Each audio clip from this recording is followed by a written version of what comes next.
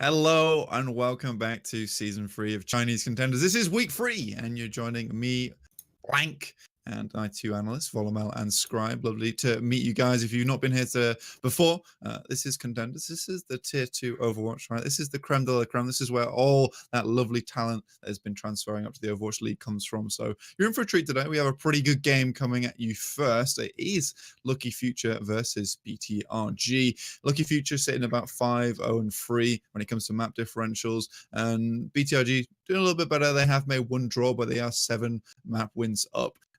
But they've not really played against too many of the good teams. Anyway, Lucky Future, though, they've had some big shoes to fill here, right, Volumel? And I think the main thing we have to look at is, although their sister team, or former sister team now that they've moved up to Overwatch League, Lucky Future Zenith have gone, this all-Korean roster is looking to make a big splash, and they've not really done that as yet. Yeah, they definitely have not lived up to the same expectations, but I think it's almost kind of unfair to compare them. You know, this is such a dominant team. They were kind of mercenaries in a way. If you look at some of their history, they come through the PAC region, did their business there, kind of pillaged it in a sense, and now kind of came to China and did work here for 2 seasons, and now we see where they've ended up, kind of sporadically, sprinkled about on multiple Overwatch League teams. So it's difficult for me to kind of look at Lucky Future and compare them to Zenith, because it is such a big kind of role to fill. So I don't think it's necessarily that fair. Yeah, and I think that's something that we found. I don't think it is fair to compare them to that.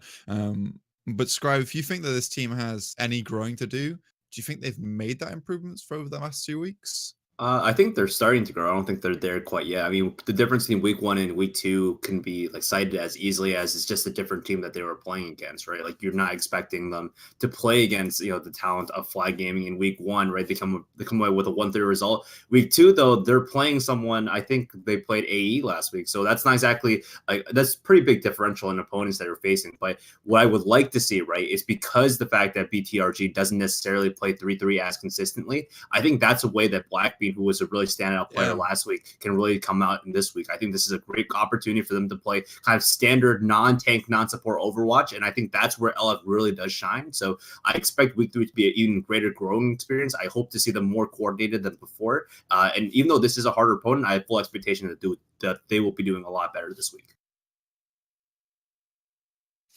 I think they do have a lot of improvement that has come through. And you mentioned Blackbean. I think this is some person that we've mentioned on the desk time and again, and during the cast. His Sombra is really good, like you say, providing so much intel to the team. And Volumel, I know that insight that Blackbean actually does bring to them has kind of stabilized the way they play, and so what seems to be a little bit more comfortable on this Winston role now.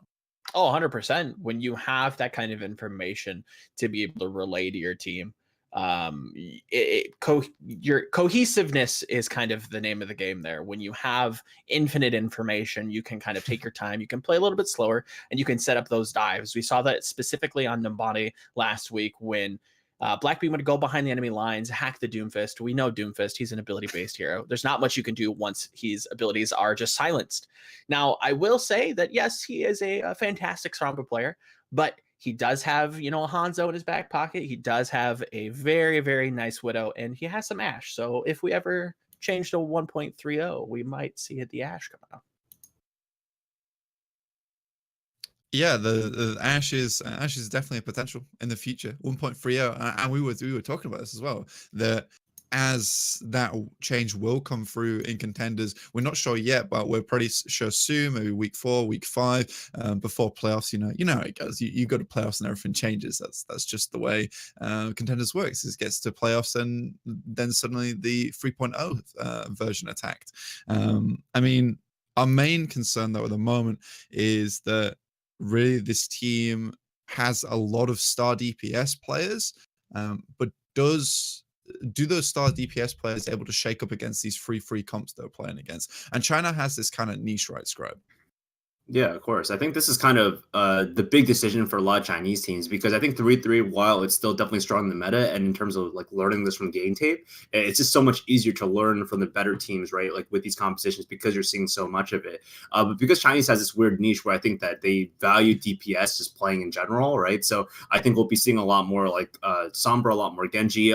Than we would see in a lot of other regions. So I think that's kind of the big touching point between both these teams because both these teams do have, an extremely strong and flexible Sombra player. We have Blackbeam versus Effort. That's going to be huge. I think that's going to be the crux of the matchup because for BTRG, we saw in week one against AE, they definitely struggled when they were behind on momentum, meaning that they weren't able to generate like defensive efforts. They did get rolled pretty significantly. And I think that's one of the big worries you have to worry about LF because LF last week looked extremely strong coordinated wise. So I'm wondering if BTRG is going to get run over in some aspects. And I think because this is their first test, they have to respond very strongly. I think this is like a good opportunity for them to gauge, exactly where our ceiling is. And I think from there, that's going to be very telling for a placement in the playoffs, at least. I completely agree with the Genji and the Sombra kind of analysis there. I do think that China specifically, we tend to run things that aren't 303 here. We were not necessarily beholden to the tanks. But at one pick that I do want to keep an eye on because we saw it a lot last week was that Pharah. We saw Kami, we saw Jason, you name it, Molanron. Everybody just had this crazy all-star level Pharah performance. So I am kind of looking forward to that. In the future, specifically on this patch 1.29, to see if that's going to be this consistent kind of anti-tank pick that China kind of tends to rely on. We have seen a lot of Sombra, yes. We have seen a lot of Genji, yes. But that Pharah just looks a little bit sweeter. Yeah, of course.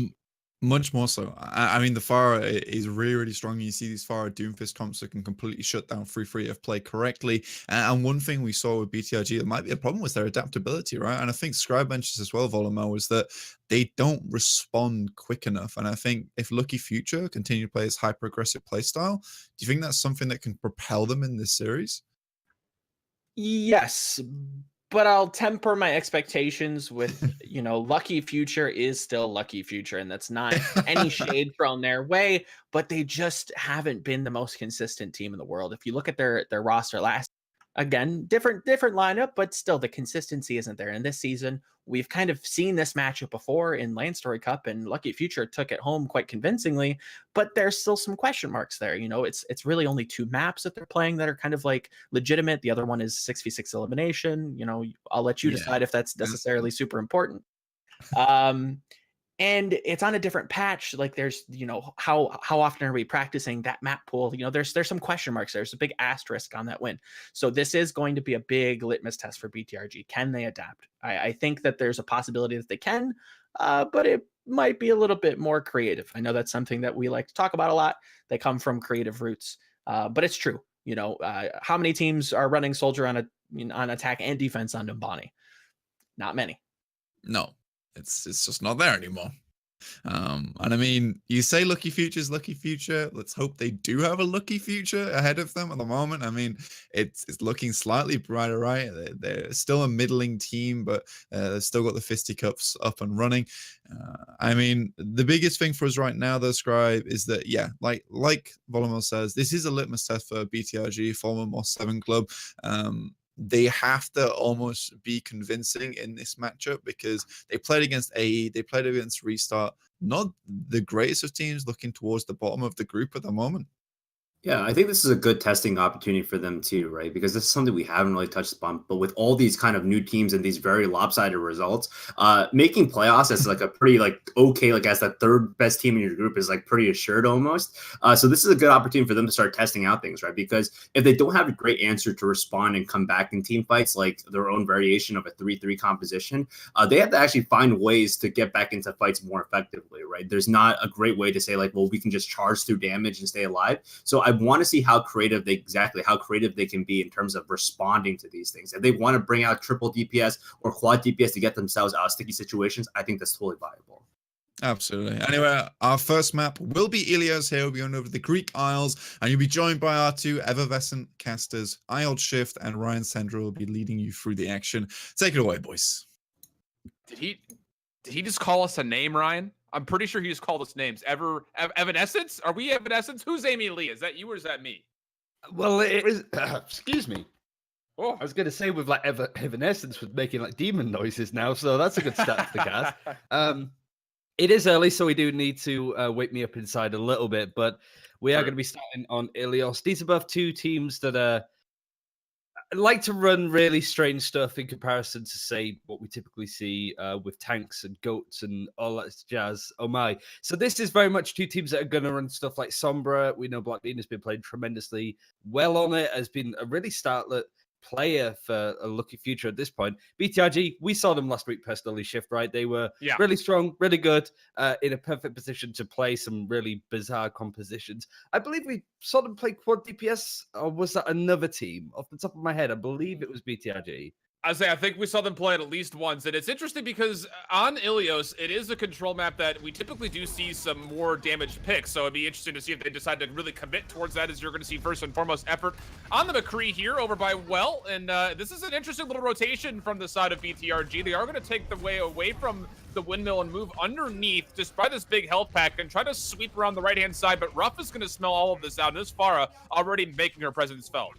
You say smelling out, and I think that's exactly what Lucky Future managed to do here. They know that BTRG are going to be playing this very close together composition, so they're playing Hanzo and Farah. The barrage actually comes in fairly early, gets a double kill, and actually clear up the point fairly quickly for Lucky Future. This comp just sort of really deals with what BTRG are trying to run here.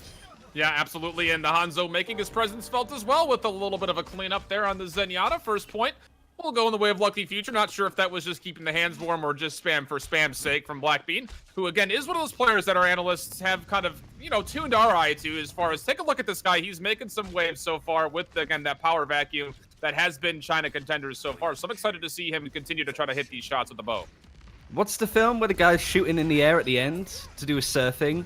Reminds me of that. But in any case, Blackbean gets the pick up to effort and is able to sort of clear up. And this is the thing, like BTRG have switched up their composition away from an Orisa to a Winston.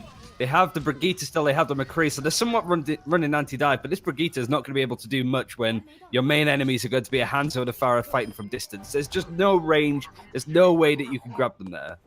BTRG at that point break. I was going to say, like, the first thing that come to mind was Butch Cassidy and Sundance Kid. That's a little bit different of an ending when it comes down to storming out of the barns, gun blazing. But you take a look at that push from BTRG. Of course, it was going to be a dry fight, but they really didn't do what they wanted, I don't think, when it came to getting their frontliners, specifically their ultimates. Now Blackbean realizes there's going to be some ultimates coming out from the support line, and Ruff will counter up with a barrage, but it will only force the Transcendent. Sound barrier still being held for BTRG. The High Noon will able to find one, so there's an opportunity to move through self-destruct on top of the point. Well, let's check down the Brigitte, trying to track down this Mercy. He has the whole backline, and effort will fan the hammer and find himself one, but it's just not enough in the face of Blackbean and his Stormbow. And with those kills, so what will jump in, thinking, like his name would suggest, so what? I'm just going to come in here and get some cleanup. The Reds will come out onto the Zenyatta as well, and at 87%, this team fight will go the way of LF. They used Sound Barrier too, BTRG, on this attack. It was a very weird decision considering that half of BTRG didn't seem to be there. So that's a huge ultimate, but they have to use it now because it is in overtime. Again, Fengmian going down from Blackbean, who feels uncontested. Ruff's been able to control the map on this Pharah, but we're seeing Blackbean being able to get these picks. Now we're starting to see it come through for BTRG, but I don't know if it's enough. And Punky Jaeger is sitting back here just happy to soak up some of this. Oh, as I say that, he takes a little bit of dive off the edge, but was happy to continue to contest against this Primal Rage. And with that fading away, Ruff is back again with this rocket launcher, doing a lot of work on the front line's health pools, but the follow-up is coming on the right-hand side, respectively, for them. It's just the Diva and the Brigitte here for BTRG. The point is in control of our team in white. The Dragon Strike will likely try to change that. D-Mech pretty quickly is Lié, and it looks like that will be enough to take down the front liner, and now just the support line left available as far as targets presented. The Transcendence will be a little bit of a nuisance, but right back into the well. We'll push so what away. The barrage just to seal the deal. It will likely just be down to Reborn finding himself a re-death this time. In desperation, swaps will come through, but at this point, looks like Lucky Future will drain away this bar, and they will take well. I was watching Blackbean, and he got such a good shot on one of the targets. I was taking a drink and I actually started choking on it. It was that good. Like, it was a really long hold, or like long overtime, really, because we didn't see BTRG take the point, but really in a solid spot for them, for Lucky Future. Excuse me. Like, it was a very exciting play. Like, yeah, I know, like, Blackbean took that apart, really. And I think for a team like BTRG that are known to play different compositions, I was surprised that they stayed on that for so long. Excuse me. He's but taking we now your go breath to away it. there, Ryan. I know, right? Like, Chinese Contenders, man. Like, this is probably the game of the week, I'd say. Or, like, the game of today, at least. There's some pretty big games tomorrow, but this is two teams that can easily take wins of one another. Excuse me. I'm going to go, like, take a second. That's fine. You recompose yourself, George Michael. We'll wake you up before you go. And now Ruff will continue to play on the far up.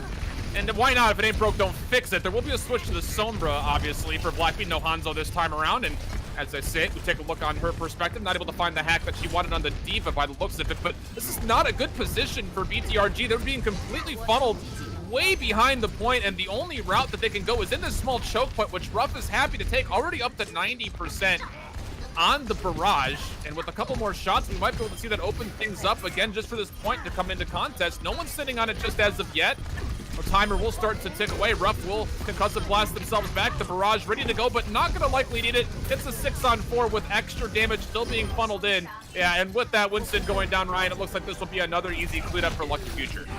And they have both of their big ultimates too. They have EMP, they have Barrage, so combining those is going to be exactly what Lucky Future wants to do. BTRG really struggling to get anything up, but having the Transcendence for this next fight might be enough to keep them in it. They're trying to run this tanky composition. They aren't really known for it as such, but they have shown that they're capable of playing it. But Lucky Future sort of running this composition into them, this anti-goat. So the translocate came in with an EMP. Will actually not catch Gudan, who did have that Transcendence, as you mentioned. Ruff will use the barrage, only finding the D-Mech, but there is a lot of extra damage going into the point with the Primal Rage in support for the side of Lucky Future. That will end in a team fight win for LF. BTRG completely wiped. Brian, did I lose you? I'm back. I'm surviving so far. This game is riveting. Just want to make sure you had me on the edge of my seat there. I mean, we were hearing all this coughing coming through. Just want to make sure you didn't die over there. I mean, I've not keeled over just yet. Not like BTRG have on this map. Like, this is not really looking as good for them as you may have hoped. This is a team that have shown capability in some areas, but every single fight, BTRG are coming in and losing it. Lucky Future seem to be just in complete control. They have BTRG's card, and this early on in control, we've seen some really one-sided maps, but the first game on a control map tends to be, you know, somewhat even out, even with stuff like Zoo playing up against some of the bigger teams, as an example, right? Like, they're the games that seem to be fairly even, but this Lucky Future are in full control of Ilios. No, I gotta serve you up one here, Ryan, because BTRG, I mean, this is the second time that we've seen it on two different control points of Ilios, where they've dived in without having any ultimates, and you would think at that point they're looking for a way to just farm up their ults, and they don't really poke. They don't really let themselves farm up the ultimates. They just get team wiped completely early. Now we have the barrage from behind. A nice play for the defense matrix will stop most of that damage from coming through. The Transcendence was a little bit late for Punk Jaeger. We'll get back to that question I posed to you in just a minute as we finish up this team fight post the point. It will be the Mercy actually been taken away, and actually now with that, the Zenyatta falls. So BTRG, again, by the skin of their teeth, they will actually come back, but a very awkward Transcendence from Gudan, even though the team fight was won there for BTRG. They seem to be really preemptive on some of these ultimates, BTRG, today. I'm not quite sure what's been in their coffee or in their water as such, but this is almost a bit uncomfortable. It's the first time that I've really even seen BTRG, even back in Season 2, where they played under a different name, look as uncomfortable as this, really. Lucky Future have really posed a lot of questions that BTRG can't really respond to. But now that they're defending, this competition should work a lot more, but there is big EMP coming in, and they're searching for that pick onto the Brigitte. Oh, but they're not able to find the Brigitte. Brigitte is actually able to kind of D-Mech onto Sleepy Bear, who will take a nap as Lucio comes through and finds the final blow, but the Primal Rage is becoming ever so dangerous on point itself. Trying to contest this, but BTRG is just not quite going away yet. The self-destruct will actually give them a little bit of an advantage in the front line, but as I say that, Euterpe will come back through and find the res onto So What, who will recontest onto this D.Va, who is falling very low and does not have any support near her. Will find Orb of Harmony, but that's not going to do enough into that SMG of Blackbean and the Sombra that he is piloting. Effort still in the fight, though. We'll find some long-distance kills, actually, and looks for the High Noon. Won't find the kill, but we'll be able to find a little bit of a combat roll straight into the line of sight of Euterpe, and Effort coming back through with a very clutch 3 kills to keep BTRG in this game. They've been able to sort of hold on, and they really have to. There's no room for error now for BTRG. to even bring this even on Ilios. So now they have control of the point. They do have some big ultimates coming online literally now. Transcendent Sound Barrier and Brigitte's Rally, which is used straight away. So they're prepared for this aggressive push from Lucky Future. They have an EMP, they have a barrage on this tack, they have Transcendent. So this is going to be a big fight, but Rush goes down early. So this might stall a little bit more time for BTRG here.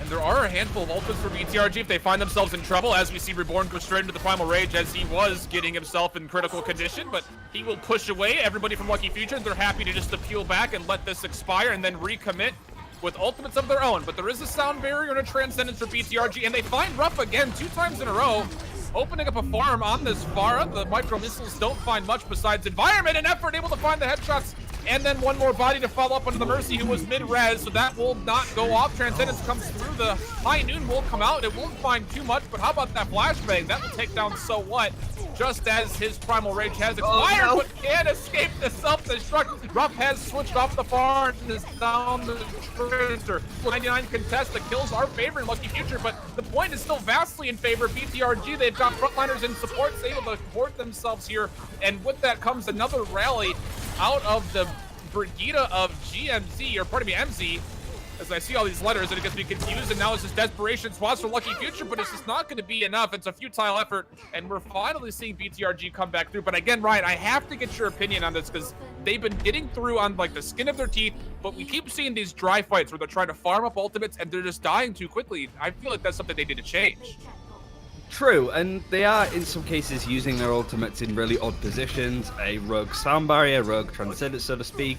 Like, they're the big issues that they've found, like I've seen in them. But as soon as they've been able to take the point, this composition that they're running with this Brigitte, they weren't really go to such, they had a McCree and stuff, so it's more like an anti-dive to sort of be able to get onto a point, make sure that if anybody comes in, they can get the stun on them. You got McCree there, Brigitte, to try and maybe stun out Black Bean on the Sombra. So that's kind of the strategy. Once they were on a point of being able to defend, they looked a lot better than try to attack. It's like trying to attack with a defending orientated composition, right? It just doesn't really mesh as well. But Lucky Future are played really aggressively. So now we're up onto a big open map on Ruins. So this might sort of lean towards Lucky Future's composition. BTRG need to take this point first, I believe, if they really want to win this map. And they do have themselves a full Goats on setup with the Monkey coming in. They will find the first kill under Ruff once again, who was really a shining star in the first point of Ilios, but has fallen off considerably since. Sleepy Bear wants to find the trade on the front liner of Reborn, will do so successfully, and also grab the Mega Pack, which will keep her alive. In pursuit is actually the front line of BTRG, trying to put themselves back at an even keel. They will stand on point and get the first contest, but the fight is far from over. So what, also finding low. We'll get a mega health pack and try to re-engage. Zarya is being such a deterrent to anyone coming through. Nearly full charge throughout most of this fight. Reborn already has got himself in this fight, but it's still, as you come back through, it is going to be a Transcendence for BTRG. The EMP comes out late, right near the end of that Transcendence. That might be enough to turn this fight around. Translocating through comes Black Bean, but still the kills are just not happening for Lucky Future. They're getting outmatched in the front line. So what, we'll try to put this back in their favor with the Primal Rage. But Ryan, this is not looking so good. The health pools are still draining so quickly. So what has been focusing effort for about an hour now, and effort just hasn't died. He's still alive. Look at him go. He's full charged, used to grab, and 25% on having another one. It just shows how much damage effort was able to get out, but how most importantly BTRG kept him alive. They are running triple support, so you would expect that, right? But this competition that Lucky Future running, even with an EMP taking out Zarya's half of her health because of the shield health, still couldn't kill her. So maybe there's not enough target priority there, or just they didn't have the damage. But BTRG are going to be really difficult to move off this point of Ruins. Effort is just trying to build up another grab, has so much weapon charge as you can see, and now we're starting to see aggressiveness coming out. Gudan goes down. And that's not very good for BTRG. They do find a trade under the Zenyatta of Lucky Future, so 5-on-5 action on the point. Effort, again, over 90 charge throughout most of this fight, and with Reborn up front, creating a lot of space, there's just free damage for Effort coming through, and they're able to push right on out, 77% and counting up for BTRG. Good amount of time, 80%. Now BTRG are looking like the team fully in control. Big switch from how Ilios started for Lucky Future, who now are struggling to get in. They use Rally preemptively, so they want to set themselves up. They have Transcendence. BTRG do have a grab building up fairly quickly, but they only have a self-destruct ready to go for the Diva, so this could be, a very messy fight for Lucky Future and BTRG if they're not careful, because Feng Mian goes down early, so that might be enough of an opening. It looks to be so, as they do also take down the front line of Reborn. Effort is trying to stay alive. We'll find a DMEC, which will give him the chance to put down a free Graviton Surge, and he does find a couple to suck in. And with that extra damage on the supports as Euterpe goes down, as well as Rupp. Again, the EMP comes out, but is it too little, too late? And that looks to be possibly the case, as there are still numbers favoring BTRG, and no one's able to touch in time. The Sombra was close, but she was at 1 HP. It would have been a pretty much over just as she was going to touch it. So, hey, regardless, not exactly a letter number there. Just too much damage being funneled from Effort and Zarya. It's just, that's the big storylines for me so far, was they switched onto that Zarya, and Effort was nearly flawless throughout the rest of that map of Ilios. I was going to say, despite Lucky Future's efforts, it didn't seem that Effort died at all on that defense. So really a different sort of style, considering how badly BTRG started. Now they go 1-0 up onto a hybrid map, which I feel that the way that Lucky Future are playing might suit them just a little bit more. It felt that they couldn't really keep up with the defensive style that BTRG from the get-go were trying to run. Even in like aggressive natures, they were trying to set up shop, so to speak. That's kind of the company we're running. I mean, they came out originally on Orisa, right? So that's kind of the areas that they want to play. So I'd assume that if we go to 2CP, probably Horizon Lunar Colony, right? That is where we're going to see this composition come out again from BTRG. So I think if Lucky Future can play around that, then that's the calling card for BTRG gone to an extent. Well, I mean, at the same point, you also got to keep in mind it is Orisa on Well, which is not exactly the most unusual thing. But I want to hit one more thing before we go to break. We did see, again, the 3-3 comp coming out for BTRG. It was almost the 3-3 in response from LF, but they use the Sombra in the mix. Where do you find pros and cons when you have a Sombra going up against goats like that? Or not necessarily full-on goats, but with a monkey? That target priority needs to be there. The Winster makes it much harder than Reinhardt, because as a Sombra, you could just keep hacking a Reinhardt, he keeps dropping his shield. You're just going to wind him up. But ultimately, I think it's something that Lucky Future, it's been their game plan that we've seen so far, and we've seen them get better at it from week 1 to week 2 especially. So this, I feel, is their biggest challenge yet, because this is very much a winnable match for them. So being able to go, all right, these are the kind of issues that we're running into when we're trying to run our comp into their comp, because both teams play these styles almost. It very much is an unstoppable force, immovable object kind of thing going on between these two teams. One played hyper aggressively, one played a little bit more defensively from what we've seen so far. All right, well, that's the breakdown, the Spark Notes on map number 1. We'll be back with map number 2 just after this small break. Again, this is a pretty pivotal match to see who will move up in the group and who will find themselves with potentially their backs up against the wall. We'll find out how map 2 goes when we come back.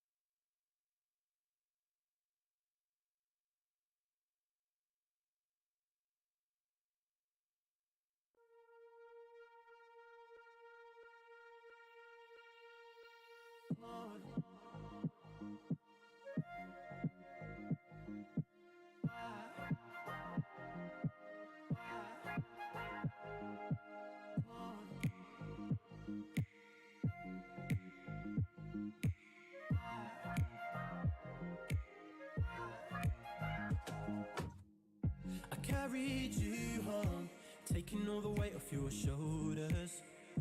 Now we're long gone, falling into 1 year older. Welcome back, everybody. I hold shift. Ryan Central. We've got a good one on our hands. BTRG and Lucky Future coming in with we'll say like in the middle of the pack of the group, but they're definitely fighting to see who could potentially be a top contender here in this group. And so far, Ryan, we've seen a little bit of back and forth. The first point, pretty convincing for Lucky Future. The second point, pretty convincing for the side of BTRG. And they're going to be up 1-0 on Lucky Future, kind of, I think, mostly to our surprise after the way the first point went.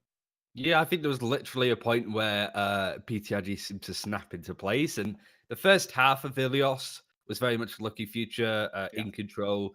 Latter half, BTRG. So kind of came out where it was really important for BTRG to come on in. I'd say so far, though, we've casted three games together, haven't we, Shift? What have the scores been for all of those games? 4-0s, every single one. So I hope with this game, at least, we don't just see any more 4-0s. I think both of these teams have the ability to take maps off each other. So with any luck, we should have a really close game here between both Lucky Future and BTRG. It is really questioned the DPS players. I think Blackbean was very much in control the first half of Ilios. Effort then on the Zarya seemed to take full control. Then again, I think BTRG were putting a lot of resources into keeping him alive, as we saw in Ruins. So they know that Effort is going to be a big player in their books. It's what Lucky Future can do for Blackbean and Ruff on the DPS that I think is really the thing that they need to focus on next once we get to Hybrid. I think the biggest thing, too, was Blackbean playing Hanzo and then switching to Sombra, not as successful as he was playing the Hanzo. So maybe it's a backline duo DPS that we need to be seeing out of Lucky Future. Meanwhile, Effort played kind of this up close and personal, chasing McCree style when we were over on the Lighthouse. And then as we went into Ruins, or we saw him playing the Zarya, which was, again, one of the biggest factors to their victory there. A very convincing victory. So as we go into, payload style maps, as we see both Hybrid and eventually Escort, are we likely to see Effort, you think, playing more of this Zarya style, or would you rather see him play things to counter out Ruff's Pharah like this McCree? I think when it comes to when you're trying to play a tanky comp into a team that's trying to run Pharah, if you switch off, then your team comp falls apart. Like if you decide to go McCree, then you sort of awkwardly have this sort of half goats, half attempt to DPS, try and counter what the enemy team are running. So as bad as it sounds, you do see a lot of the pros just trying to ignore the Pharah as much as possible. And I think it sort of did work to an extent for BTRG towards the end of Lighthouse, especially, right? So we will be going to Numbani next, which I think is very much a Pharah playground. It was Lucky Future's decision to come here. So I feel that's because they're expecting the sort of triple tank, triple support to maybe come out of BTRG here. So they want to have some more vertical mobility, flexible characters that could be up and down on the high ground for first point, at least. Yeah, so for first point, I want to hit that one specifically because, again, we saw BTRG pull out the Orisa unwell. It did not go nearly as well for them as I think they probably were hoping for. But this is another area where we typically do see Orisa come out potentially at least some kind of a shield tank besides just the Monkey and Zarya and Diva that we saw them play on Bruins. So as we're not sure who's on whose side yet, but when it comes to more strange compositions, not your typical 3-3 goats, what are your other characters besides potentially an Orisa that come out and really stand out and have an impact on Numbani? Oh man, when you say the weird compositions that aren't like any weird composition is just compositions that aren't goats, that's a worrying time to be in. But maybe Torbjorn. We have seen Torbjorn being played on this point of Numbani by some teams. Doesn't seem to be locked in for either side. But the soldier on the high ground makes a lot of sense for what Lucky Future are going to be running on this defense. So they need to sort of work out. Oh no, it's actually going to be BTRG on the defense, my bad. But Effort is going to be on the soldier with GMC now having to play Sombra up against Blackbean Sombra, who has pretty much been a big pick for them. There is going to be a pause coming in. I guess that's what PP means. So there will be going back straight to us. Not quite sure what was going on there, but I'm sure we'll work it out. And any tech issues we're also working on for this stream too, which is worth bearing in mind. But I think now that we know that we're on Numbani, we kind of know to an extent what BTRG are running on this defense. They're very much expecting the Sombra Genji to potentially come out of Lucky Future. So they're set in place for this composition. And we also saw, as you mentioned, the Soldier with an Orisa also back there. So it's a very, what I like to read that as is this is a very stationary defense. It has to pivot around where the Orisa goes. So as you look at this offensively, what are the ways to potentially break up that biofield that Soldier can place down, not only for himself, for his teammates, but also the particle barrier that can be dropped down by Orisa? How do you break that? Do you dive through it? Do you try to go around it? I think you try and, when you have a summary, you're able to pick apart it a little bit more than, say, a Genji. So that synergy between trying to hack a certain target, having a Genji, and the rest of the tanks to follow up in a very typical divey fashion. Other than that, you could go back to spawn, try and run more tanks, and then just go to the point and effectively force the Orisa and Soldier to contest at some point to jump off the high ground. Right. Because then they lose all of their control of that space, right? And they end up having, they get pulled to the ground to fight with the burly kids, right? When it comes to sort of playing goats and forcing them onto their level. Yeah, I'm actually really, I raised an eyebrow initially seeing the Soldier, and then I saw that it was effort playing, and it's like, okay, this makes sense. I mean, especially if you're going to be running the Orisa, one of the biggest counters to that shield is just extra burst damage, which you would typically think first and foremost you go to Pharah, but with effort playing on the Soldier, who was already able to keep Ruff essentially in the ground when he was playing the McCree, you're going to hopefully see an echo of that if he were to get the chance to do so against Soldier. But also on top of that, I feel like a lot of people kind of shrug away the potential burst damage out of that Helix rocket when it does come on to frontliners specifically. They can get melted pretty quickly by a Soldier, especially with the new accuracy buff that he recently received. I didn't get to look at the supports of BTRG were running, but I would assume that they're running a Zenyatta, which just, again, adds fuel to that fire. So yeah. they have a lot sort of in the locker to deal with this. I think when it comes to defending compositions, you need to be all-purpose, being able to control different aspects, simply because you need to expect that the attacking team are going to come out spot and be like, right, they're running this, let's go back, change up our composition, go out again to something that deals with what they're running a little bit more. So a really big, important aspect, I think, is that BTRG seem really set up with their composition. I don't know if Lucky Future know what they're... I don't know if it's been 15 seconds yet that they can press tab and see exactly what they're running. Yeah. So they might be in this time talking, oh, they're running this, should we go back to spawn and do this? And they'll be like, yeah, let's do that. So they might have free time on the clock here. I mean, so I would say, as you look at what was defensively being set up, I imagine they saw the Soldier and at least the Orisa.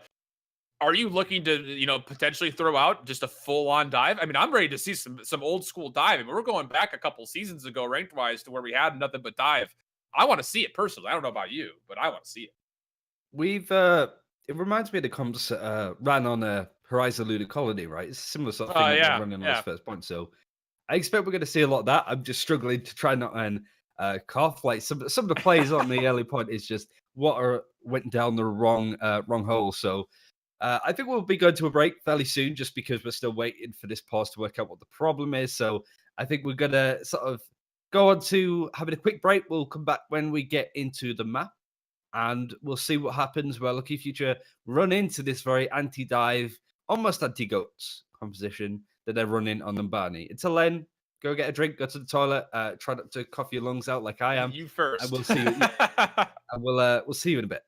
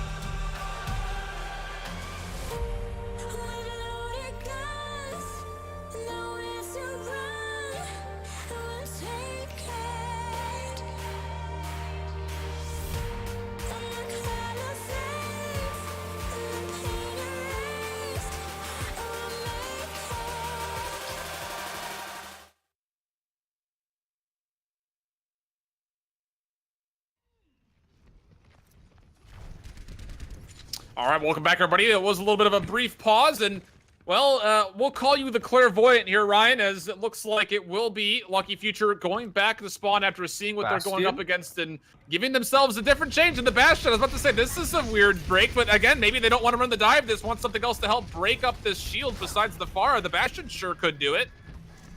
I know I'm doing a lot of like pop culture references, but now this reminds me of the start of Star Wars: A New Hope with two ships just shooting at each other from a distance. But Lucky Future just trying to catch up, but just all the shields, the Bastion's up on the high ground. Like I said, because the time went over 15 seconds, Lucky Future could see what BTRG were running, so they had plenty of time to go. Do you want to run a Bastion? Do you want to do it? And it seems to be working. BTRG have had to back off to a point, and this Orisa's stressing her heart out, bless her. Reborn, just on the point, having to deal with the looming threat of a Bastion on this high ground that's just inching ever forward. But they're playing this rather well, as at least their frontliners are for BTRG. They're directly underneath the Bastion, who's having a hard time finding that Orisa shield, but now does find a little bit of a cheeky angle. D.Va will get out of mech because of that rapid fire coming through, so now it's on Reborn. The EMP comes right down on top, and that's a very low Orisa and D.Va, and it looks like this, I guess this fortified offense of Lucky Future will be turned aside, but it was looking a little interesting at first and a little worrisome. It was MZ, though, getting that EMP and turning this one around on their own. Yeah, MZ to the rescue. I keep wanting to say GMC because of the BTRG, but it is going to be them scouting ahead, sort of looking to see if Lucky Future are going to change up their composition, but it seems that they're going to still dedicate to the Bastion. Actually does get caught out with a Discord and a Halt. BTRG doing really well on this defense, wasted a good amount of time, only a minute 45 left on the clock. We actually see Black Bean on this Bastion not having his ultimate yet, considering the amount of damage that he was able to throw out. It's quite a surprise, but Reborn knows exactly how to position, what to expect, but they don't have an EMP ready to save them for this next fight. A beautiful halt to pull everyone together, get some extra damage from Reborn. Now the self-destruct for Lucky Future, trying to put things in the back line, and it will actually find the back end of the protective shield, taking down the supercharger, plus all of the front line from BTRG. The tac visor goes down, but Sleeping Bear is able to contest that, no problem. Everybody else will fall away. What a beautiful play that was from Sleeping Bear, waking us up. And at 1:10, it looks like we're going to get ourselves all of checkpoint A going the way of Lucky Future. It was a little bit of a mistake from Reborn. He had to reposition his shield because of the pressure that he had to deal with Lucky Future. As soon as he moved that shield, the rest of his team were kind of relying on it to protect from the D.Va. He pulls the rug out from underneath his team, and 3 people go down, including himself. But Lucky Future now have a Bastion on the payload. We're seeing pirate ship come in Contenders. I think this is the first time that I've seen this since it was an Overwatch League strategy on Junkertown. Like stage 3, stage 4 time. Those were the days. This is not an escort map. This is a hybrid map, and they're running the pirate ship, and they already have the fully charged ultimate as they go in the streets phase, and it looks like it will be Reborn jumping on the monkey, but immediately deleted. Eliminations funneling for Blackbeard. He finds himself 3, make that 4 as he gets the D-Mech and most of the damage done on Ligue. And it looks like with that, the streets phase will likely be almost 100% free. There might be one more contest, but there's just nothing that BTRG can throw at this ultimate-wise. He's going to the high ground to set up, and he's having his entourage joining him. Look at this. They're all set up there. All his bodyguards and stuff. Like Black Bean is very much the VIP. It is going to be the D.Va maybe taking a cross, but BTRG are going to be able to contest. That's where Black Bean set up here. He does have his ultimate, but he's decided not to use it. Can probably demake the D.Va here. Does exactly that. At this point, still hasn't been touched through yet, but BTRG going no. Now the supercharger was the catalyst for Lucky Future, putting that big bongo drum right on top of Blackbean, who was happy to take all that extra damage. It will expire, but the numbers vastly in favor of Lucky Future. Blackbean getting dangerously low will prepare himself up and come back to the fray with just the normal right-hand cannon. And with that goes checkpoint B. We're on our way. 3 minutes and a little under 30 seconds left. Perfect, really, for Lucky Future so far, but then again, it was a perfect start for them on Ilios, so you got to expect at some point they might slip up a little bit, but BTRG now running their own Bastion. This is the darkest timeline, or maybe the best timeline, I'm not too sure, but sort of miracles coming out of both teams, but Lucky Future are so far ahead in ult economy that they are looking the favourites here. They still haven't used that Bastion ultimate, which might be a bit of an issue, that Effort might be able to build up his. D.Va Bomb comes in, this might be his final fight. And again, shredding these front line shields is Blackbeard. The Transcendence is there, but able to still find the damage on the counterpart Bastion of Effort. It will finally be taken down with Blackbeard, but the win is already looking favorable to Lucky Future. BTRG will try to turn this one around with a sound barrier. Do they have enough damage to follow up? The self-destruct will provide some of that, and take down So What And with that, it's just the Battle Mercy left, who almost actually wins the duel versus Gudan, who was low, but it will be BTRG holding on to this defense for once. I love the fact that Utepe was able to resurrect the Bastion on point in amongst the chaos that was ensuing. So really well played to get the resurrection in, but he did die straight away. Did Blackbean been focused on? Actually changes off the Bastion. Had an ultimate, didn't use it. Guess Lucky Future don't really value it in this case, but now they're going to composition. They're changing it up to that composition that we've seen quite a lot of. You know its name. I don't need to say it. The comp that should not be named. Maybe it should be, like some Voldemort going on, but BTRG have changed up their comp too, so they're able to, they have spawn advantage, right? So they can change up their comp fairly easily with control of the payload. But again, Ultimate's not really available on either side. Baguda get the pick onto Ruff, and the D.Va self-destruct not getting anything might be the difference. It was sent into the backline, but Gudan will be forced to go to the Transcendence, and it looks like with that, there will be an Earthshatter coming out from Reborn's hammer, which will be enough to send Lucky Future running for their lives. Another pick would be great, and they will find Blackbean. And now Ruff is in a little bit of trouble, wants to get into the spawn door, but won't be able to do so. A little bit of insult to injury there for BTRG. They'll get one more pick on Ruff, and again, just a little bit of a stagger. Not the worst thing in the world, as you can already see them zoning out the offensive spawn, but as you look at that LF, they do have a Transcendence to recontest this, and they're about 80% to an Earthshatter as well. They've got ultimate to come in on this attack, but really well played from BTRG. They knew that both teams had recently changed up their composition, so getting any form of ult charge was going to be big in this next engagement. Aggressive coming out of Lucky Future, Discord targets on the Brigitte, but she's not going down. Transcendence keeping everybody alive. Looking for that Earthshatter from So What. He's the next one to possibly change this fight in their favor. Reborn will go down, so there's no shield there. Do they even need it? Graviton Surge does come through for the side of BTRG, and they're going to clean up after the end of this. So What dropped the Earthshatter, but it found literally nothing that it needed to, and now it's just the support line of Jaeger and Utepe trying to run away, and Lucky Future being turned aside again right in front of the payload. The question is, if Lucky Future, if Blackbean could get that Graviton for this next fight. There's only 28 seconds left on the clock. BTRG have a lot to deal with it. They have an Earthshatter that might preemptively stop a fight. They have a sound barrier, nowhere near a Transcendence, so that might be a big deal for BTRG here. They don't really have anything else aggressive. Lucky Future need to be careful with how they go about this fight, because it could be the last one of this round. Reborn, his shield was falling very low, just below 1,000 HP, so will he be able to hold it up for as long as he really wants to? Looking for an Earthshatter. He's holding it now. It comes down, and it's huge. It finds all of the support line. The sound barrier is there, but it just does not make a difference. All of the front line of Lucky Future have seen better days. They'll be taking down the self-destruct in desperation, but there are just so many numbers from BTRG. There's no Graviton Surge for Blackbean. He needs to come back and help out this fight, as the Transcendence was popped for Lucky Future. Ruff is trying desperately to stay alive, as we see the Zarya respawn and use those thick legs to try to come back, but thick thighs will not save lives here, as effort is coming through and finding a double kill in Liga as well. Will get a self-destruct to make sure it never gets touched, and BTRG will hold an impressive third-point defense. It was looking so good for Flag Gaming with their strategy, but as soon as it was taken out by BTRG, that seemed to be it. That was their trump card that didn't really come out all that strong in the end. Managed to push him a good fair distance on the payload, but BTRG must be looking to be able to beat that. It seems well in their capabilities. So big ask for Lucky Future on this defense now. Can they pull out even zanier crazy strategy to try and stop BTRG going 2-0 up?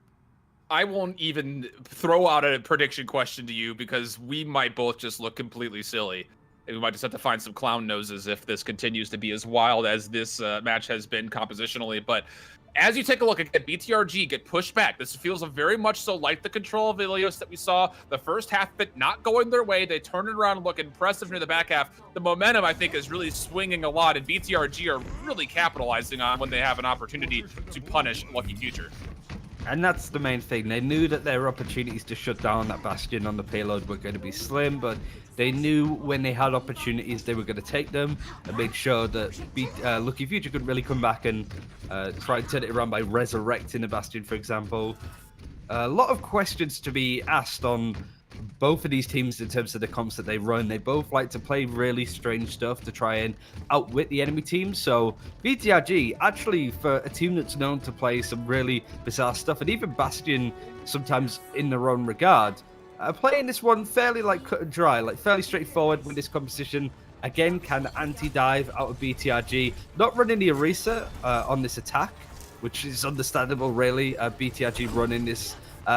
kind of composition that wants to get onto the point, be really difficult to move. Effort's going to sit on the high ground. MZ is going to sit with the tanks to try and maybe take the to the low ground point. Lucky Future trying to sort of dissect that with a Sombra Brigitte again. Now, Reborn was very low HP, and the good target prioritization from Lucky Future will take down the Reinhardt very quickly. A BTRG effort, again, living up to his name, putting in as much of it as he can, but it's just not enough. Without that shield being in front, they really can't contest this high ground, and Lucky Future knows that. Again, this is not exactly the team comp that Lucky Future is going to be sitting here and challenge this initially. It seems like they want to dive on top, and finding Reborn is a very big early pick. They need to find it. Like Gudan as well, actually. This comp not running a Lucio might be a bit of an issue for BTRG, but they do have a tactical visor, and they're going to use it. Looking for a way to shred through the support line, but again, the monkey is already here, but stunned into the shield bash. So what falls very low, the Primal Rage, only giving him a small amount of HP. Blackbean also very low, so now BTRG, what can they do to capitalize on potentially these kills? They found the monkey for the trade of the soldier, but with Ana also going down, Lucky Future now in a position to sustain themselves with the Transcendence. They'll use that and come back on board and try to focus their attention on the front line, but they're not finding quite the kills they need, as now finally they're able to take down some key elements, finding the Reinhardt Brigitte combo, and with that, Lucky Future will clean up the first defense. They managed to hold on for just over 90 seconds now. On this defense, both teams having ultimates really. The Transcendence is available at BTRG, but not running a Lucio means that they don't have a sound barrier, they don't have another support ultimate, and they just use Nano Boost for Gudan. So considering that Gudan isn't taking this opportunity, right, I just use my ultimate, let's change over to something else, means that they're really valuing having this Ana on this sort of lineup, but I'm not quite sure who you'd Nano Boost now. The effort's going over from Soldier to McCree, so good use of the high noon. Diva Bomb's going to come in, though. Oh, that's a bad place for it. Will force everybody out, but able to sustain through it somehow, some way. The shield was good from Reborn, and everybody else was able to stay alive in front, and now Lucky Future, what looked to be the 8-ball in the corner pocket on that self-destruct, forcing all of BTRG into the front line of Lucky Future. They aren't able to find the damage in time. A nice flashbang just to find a little bit of stall on the monkey that was chasing everybody down, but the health pools are so low for LF, and it looks like BTRG, they'll finalize this capitalization on the point, and now looking to clean up these last staggered kills, but effort very low. This is actually Lucky Future stalling out this payload for a little bit longer than anticipated. They would have hoped that they could have stayed on the point. You can sort of see Blackbean not being able to get on there to contest because of the Sombra, so it's elements of Lucky Future that are going to struggle to try and fight this composition very close quarters, because now BTRG have moved effort over to the Zarya. We saw what he did on Ilios, for example, so we kind of know what's going to be coming here. Lucky Future needs to be careful with how they approach this, much like BTRG did with the Bastion on the attack. They need to sort of pick their fights, use their ultimates sparingly, because they never know if they're going to lose that team fight. They don't want this momentum to keep going up in Lucky Future, BTRG's favor. Oh, a delicious EMP setting up this buffet line. Lucky Future will capitalize on the back end, only having to use that, and it looks like they will find the last cleanup kills just to push them back into base. A very juicy EMP from Blackbean. This is the Sombra gameplay we anticipate seeing at this caliber of Overwatch, and finally we're getting it from Blackbean. Now we're starting to see it sort of come together. Now the payload is in Lucky Future's possession on this defense.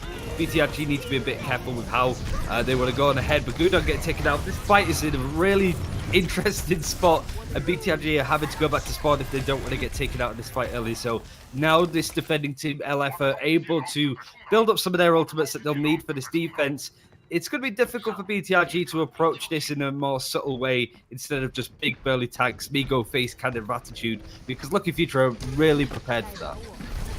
Able to sniff out, though, where these frontliners are hiding from LF, so BTRG, they want to get to the payload first and foremost, make the fight happen on grounds they want, but Sleeping Bear will find the opening pick with the self-destruct on Gudan, and with that pick comes no Transcendence. It was at 92%, and now the kills are falling behind it. There are no defensive ultimates whatsoever for BTRG. They will surely fall apart here. No one from Lucky Future is even close to death, thanks to all of that rally armor, which is still mostly intact across all 6 members, with the exception of Euterpe. If this stays the same for another 1 minute and 50 seconds thereabouts, Lucky Future will be able to go 1-0 up, so 1-0 up, 1-all with BTRG, who are really struggling to get this together, but they have ultimates built in, so that's why they're able to take the time. They have the grab, they have a rally coming online. The Earthshatter does get used. It's hard to say how much of it he gets, but this might be the opportunity for BTRG to push on and try and get this point. sound barrier comes out right in the middle of the fight. Now finally, the Graviton Surge comes through, but not any kills off the back end of it, thanks to that Transcendence from Funky Jaeger, who will continue to keep Lucky Future in the dominant category of these defenses. The Primal Rage also being utilized, and now Reborn will be bounced around like a pinball, and with that come 2 kills off the big monkey paws of So What. And with that, again, you take a look at the ultimate economy here, Ryan. It's not looking so great for BTRG. I think Lucky Future just look like a lot more prepared than Numbani. BTRG are trying a strategy. They're now switching over from the right hat to the Winston to add a bit more flexibility. And Lucky Future are on the back foot now because this aggressiveness is coming out. That Diva Bomb is forced to try and to get into the back line. Doesn't get a pick, but MC does go down from Sowa. Just a little bit too far overhead was the self-destruct. Not going to make too much of a difference, though, as, again, we're looking at numbers favoring the side of Lucky Future as Udan will be picked apart once again, and Lucky Future pushing, again, BTRG back into their spawn. This is looking very convincing, and now we're getting to the final stages. As you take a look at BTRG, it's just the sound barrier left. Well, I mean, it now looks like Lucky Future have kind of worked out what BTRG are trying to run with this competition, or more specifically, what sort of style they're trying to do. And this is really bad because it's 6 seconds left on the clock. It doesn't even look like anybody from BTRG is able to touch. And with that Transcendence, the fight will continue to be right in front of where was the initial capture point. Jumped into the payload, though they will be able to touch in time. Overtime, in fact, the EMP will stall out any other abilities being utilized, but the self-destruct somehow still comes up and goes down. And with it comes 2 kills. Lucky Future, did they play this a little bit too aggressively? Because now all of a sudden, it's looking like BTRG will be able to touch this second point checkpoint. And with those kills coming out, the DMEC, and there will be staggered fatalities as well. Lucky Future now a little bit having to regroup and the potential to push this one through for BTRG. But there's only 90 seconds left for BTRG because all of their time has run out, but they have some big ultimates that they didn't even need to use. Yeah. Actually won that fight without using any ultimates, seemingly. I don't think they used much at all. They were just able to get the picks with a Diva Bomb, and that seemed to be it. Like, before then, it seemed that they'd won the fight, hence why I said it was the thing that cleared up what Lucky Future were doing. Now Lucky Future need to be very careful. They're running a really fine line here. Diva Bomb comes out to clear up, but doesn't get anything, just a little bit too high. They need to be able to touch the point. This is looking very scrappy from Lucky Future. Yeah, it looks like the City Graviton Surge wasn't really all that great either from either, but he's able to get himself above 80% charge again, and now the damage is funneling through and chewing through So What like he was absolutely nothing. Numbers are favoring BTRG. The sound barrier is used nearly in desperation just to try to hold on to this defense. The payload is so close, and Fabian is able to find a kill. The Transcendence now comes out late for Lucky Future, but again, BTRG have all 6 members sitting right on top of this payload, willing it through. The EMP comes out, but there's just not enough numbers to follow up. The Transcendence still gets triggered through Gudan, and BTRG, have they found the miracle run in overtime? All they won really was one fight, and it was the one fight they needed. BTRG meet and succeed the effort that was put out by Lucky Future, and we've got ourselves a 2-0 scoreline somehow, some way favoring BTRG. That's the definition of perseverance I saw at BTRG, possibly insanity too. I believe that that's what they say, doing the same thing over and over again, but it turned out to be exactly what they needed in the end. I think it was a big thing that we saw the Sombra for Lucky Future even, being able to get the EMP, but not actually catching Gudan's Transcendence at all. So that was a big thing to keep them in the game for BTRG, to keep them going, but they didn't look like the best team towards the end of Numbani there. So this is still open for Lucky Future to take, but this is very much a map where there's the small marginal errors are going to make a big difference for both these teams. Goodness gracious, I have no idea how our desk is about to break this set down, because things, again, looked continually consistent in favoring Lucky Future throughout the first 2 maps, and somehow, some way, BTRG are able to capitalize. And, well, we've got ourselves a 2-0 scoreline. It's been closer than our normal 4-0s, but we're currently on pace, Ryan. Maybe we're just the cursed casters here, possibly finding 4-0s. We'll see. Let's go ahead and send it back to Blake at the desk to break down the first 2 maps between BTRG and Lucky Future. Yeah, that was a match. That was a match, right? Yeah, Numbani. Pretty cool, right? Yeah. To be fair, we were actually pretty impressed with Lucky Future. Defense on B, like some pretty unacceptable mistakes happening from BDRG. Lucky Future forced them all the way back. But they're just, Point C. What happened to you?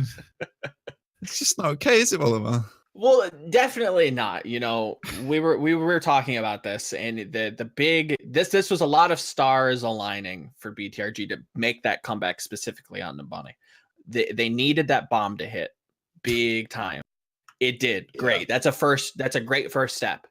Then Lucky Future doesn't automatically reset, so they're staggering the fight, so they don't get a second recontest. If they actually get a second recontest, I think this map looks very, very different. This could probably then swing into Lucky Future's favor because of the lack of a resource snowball going into third. The big move into third with your grav, all of the ultimates, like it's so hard to come back from that, and they don't even have to like push it all the way through third. It's only halfway through. So like, that map was absolutely crazy. They don't even have to hit the graph either, Scribe. They just throw the graph on the floor. It's a zoning graph. Like they don't even need to look at it. It's just there. And then Lucky Future's like, oh no, we split. Yeah, I think we talked about how like that grab could be seen as like a very smart grab. And I think that's kind of like what Effort's general mentality is like its entire like, well, the moment Diva's dead, right, there's nothing to stop that. So if I fire this here, if I get two people, that's instantly one fight. But I think that's kind of also capitalizing off some tendencies that we did see from LF, right? LF, very strong team. We've always talked about this. Very strong team when they get rolling. When they come back, it's a lot tougher for them. I think that's consistently what they're able to do. I think the defense on point, on point B of Numbani is very illustrative of this. They're very good at like fighting around these choke points, making it very difficult to take advantage of all the chaos, right, when you leave point. And they're very good at doing that. I think that's consistently what they do well. Once they're able to jump people into chaos and start getting those man advantages, I think that's what sets them up, and that's why they look so strong. But once again, I think they have issues putting that chaos, bringing it back in line with, a steady game plan. Because BTRG, while they were, getting killed leaving spawn, they had very consistent ideas of, hey, we need to time this correctly, where we have these brief windows where we can, beat them in. We can use B and we can use a speed boost to get past them. And I think what committing to that mega health pack when he was very low was the catalyst for that entire thing, right? Like that shouldn't be happening. You should be healing him, trying to find ways to make sure you're not giving away that positional advantage. But at the same time, I think that's kind of just a disciplinary like action there. I think that's something that LF could improve on 100% of the time. And I think that's why they've been looking so weak compared to LOC in previous seasons, is they don't seem to have that great mentality of we need to all be in the right position here. We can't give it up, because it's so many positions where people are dying first, trying to engage into fights where they're like the main win condition for it. There's a lot of stuff that I think they could be changing. Dude takes a hike all the way around to Mega.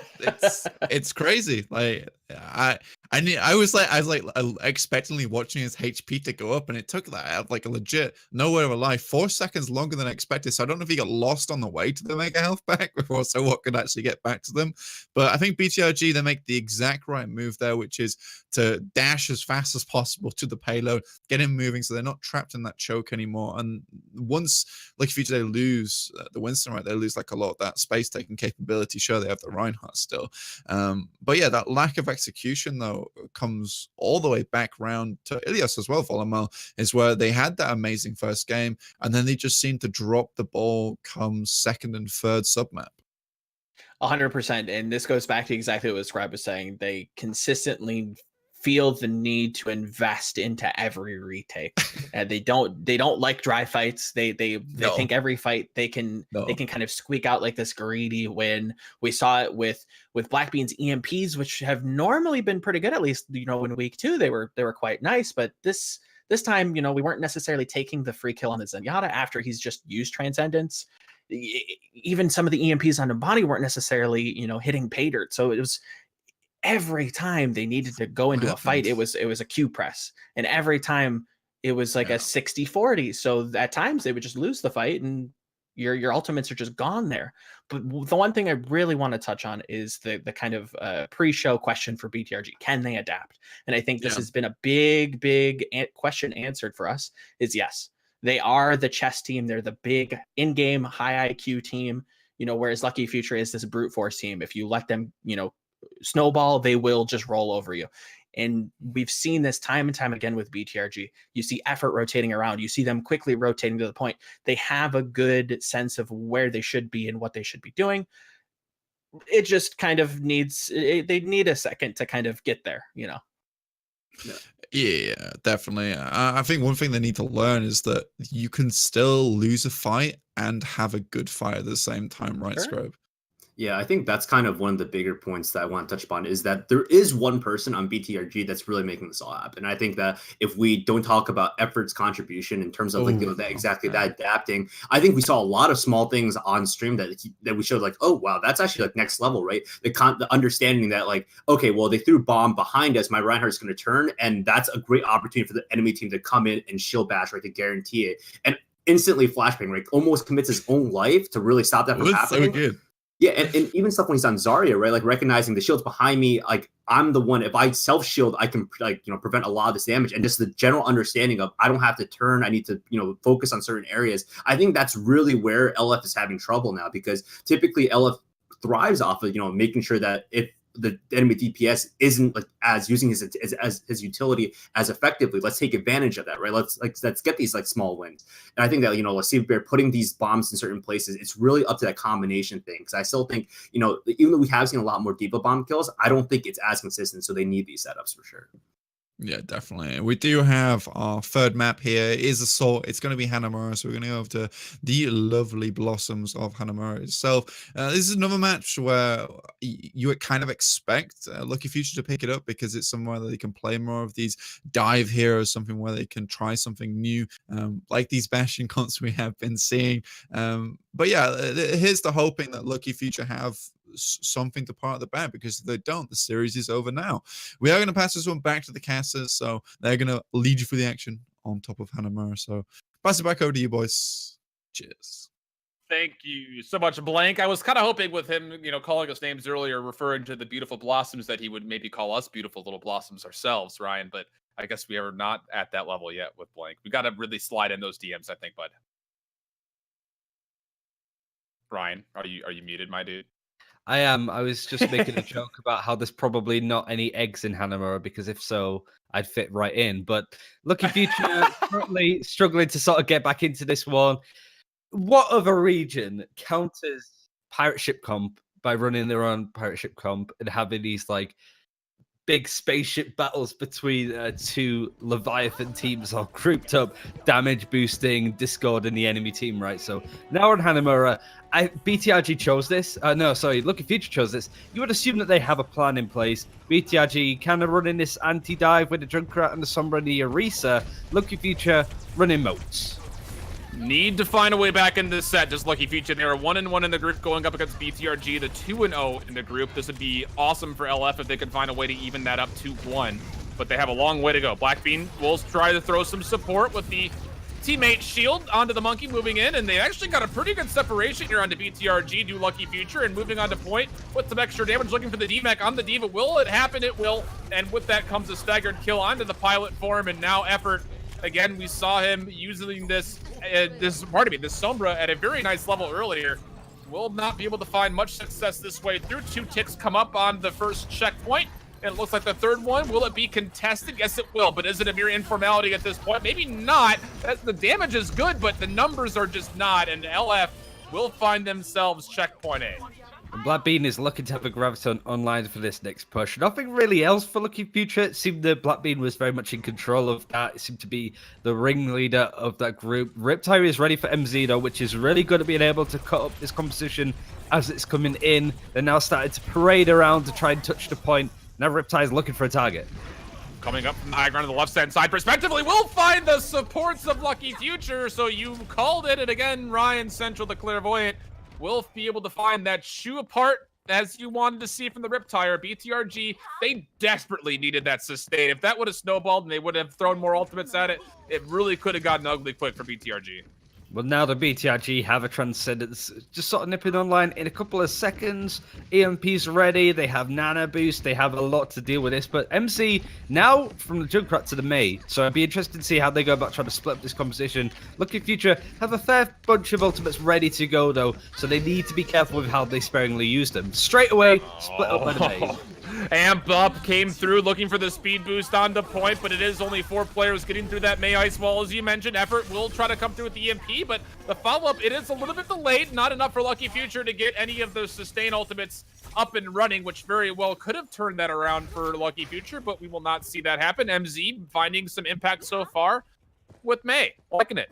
Nano Boosted May. What would Nano Boosted May be called? You know, you have like Space Cowboy for McCree being Nano Boosted. I don't know what you call May being Nano Boosted. Yeah. It's the only topic that's on my mind right now. I'm still Lucky Future has so many ultimates ready to go, but this May is just going to be really good. Zarya looked so sad when she got blocked off on this attack with the May wall. But again, it's going to come through. This is exactly what MZ wants here.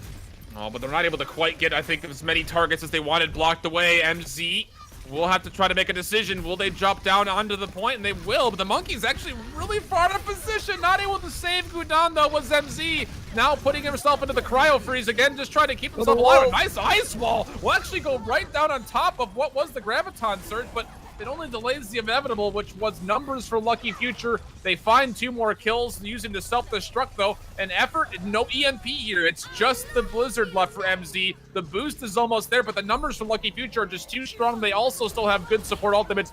This one just needs to come down to good target prioritization, and with the Monkey separating away most of these targets, Reborn will try to make a desperate swap, but not able to get away on the Wrecking Ball. The Blizzard will try to come out, but there's not enough point on the point, and look at this, LF still finding all 6 members. The Transcendence comes out a little bit too late to save Liege, and that will likely be enough to continue to keep this in favor of Lucky Future. They just need to find a way to deal damage. They're just not able to quite get it here, Ryan. The numbers are going through nicely for LF. They're only a couple picks away from finding this point.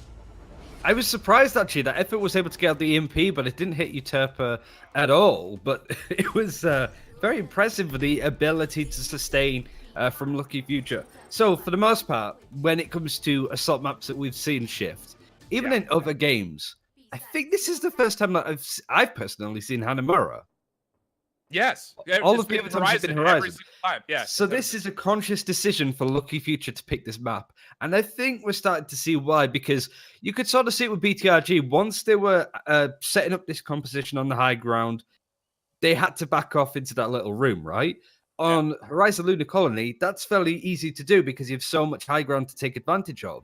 So Lucky Future, I guess we're expecting BTRG to run that kind of composition that they usually would do on Horizon, but it doesn't really work as well on Hanamura, so they were able to take advantage of that. And the second point, they just won from sheer sustain. There's only so much that BTRG could take the Sombra May strategy on this defense, but now they have to attack. Now they're going to be running this composition. So I think this is very much mind games coming out of Lucky Future, I guess, is my point, that they have picked this map consciously to avoid the kind of strategies that BTRG want to run on Horizon, at least. I like it. I like the calls. Now we're looking at Lucky Future's defensive options and using a little bit more of a dive defense here, as they will be pulling out the Doomfist with the Monkey, as well as the Diva, and a couple of boops coming out from Blackbean. Thoughts on this defense so far for Lucky Future, Ryan? This is very much like Anti-Goats by its definition. We have got still an older version of Doomfist at least, so he's still pretty good on this version of the game as opposed to live, where he's a little bit weaker with some of the nerfs chipped in, I believe. I think that was sort of the time frame because this is played on an older patch, but there's been so many patches recently, it's hard to keep up on specifics of which one, but I do believe we have a pretty strong Doomfist on our hands. But it is going to be Punky Jaeger getting the kill onto Reborn. So straight away, BTRG need to be careful with how they approach this. Meanwhile, Uterpa 65% on having a nano boost. Yeah, and Effort was trying to farm up a Graviton Surge, but does get picked out. Playing a little bit too much with the fire that was in front of them was BTRG. They will be punished for it. And again, that's what I like about seeing this defense from Lucky Future. They know they have an advantage, and they absolutely capitalize. Oh yeah, definitely. That's exactly what they want to do. They're going to smell an opportunity, they're going to take it, and you can tell that maybe this is a strategy that they've practiced on Hanamura. That big tanky comp is going through. Effort gets a pick onto Ruff as he goes in fairly aggressively. So this might be an opening for BTRG to push on through, but it's still so much more difficult than Lucky Future's attack. A huge committal from Ruff using the Rocket Punch into all 6 players. It immediately gets punished by a Shield Bash and everybody else looking at him. Blackbean not even close to the EMP. It would be nice to have, but does not have the opportunity. We'll just farm up Effort's shields and up to above 90 again for Effort, and that's going to be easy damage chewing through that Diva mech, which will be taken away. So now Pilot Diva will just be a mere shadow of a character, as they will be deleted. And Lucky Future, again, off of a very interesting committal to dive into that small room with the Doomfist first, will be punished themselves. So a very easy checkpoint. Hey, now a chance for BTRG to find that 4 minutes and 5 seconds of their own or better. And Lucky Future only have that one support ultimate for Transcendence coming on fairly quickly, so now we're starting to see Lucky Future play very aggressively here. They have an EMP, but they're going to wait for this Transcendence for BTRG to finish before they use it, no doubt. And can Effort pull down this Graviton Surge beforehand? The self-destruct goes down, and it finds 2. Effort and MZ will drop away, and like that, BTRG are wondering, how do we get ourselves out of this position? Fortunately, the thrusters will up for Liga, and now it's just Reborn taking a nap on point. Unfortunately, that will eventually spell his demise. Almost actually pushes one off the map with it. That would have been a very nice trade, but not going to get the opportunity. Bit of tactical crouching, as we all love to see.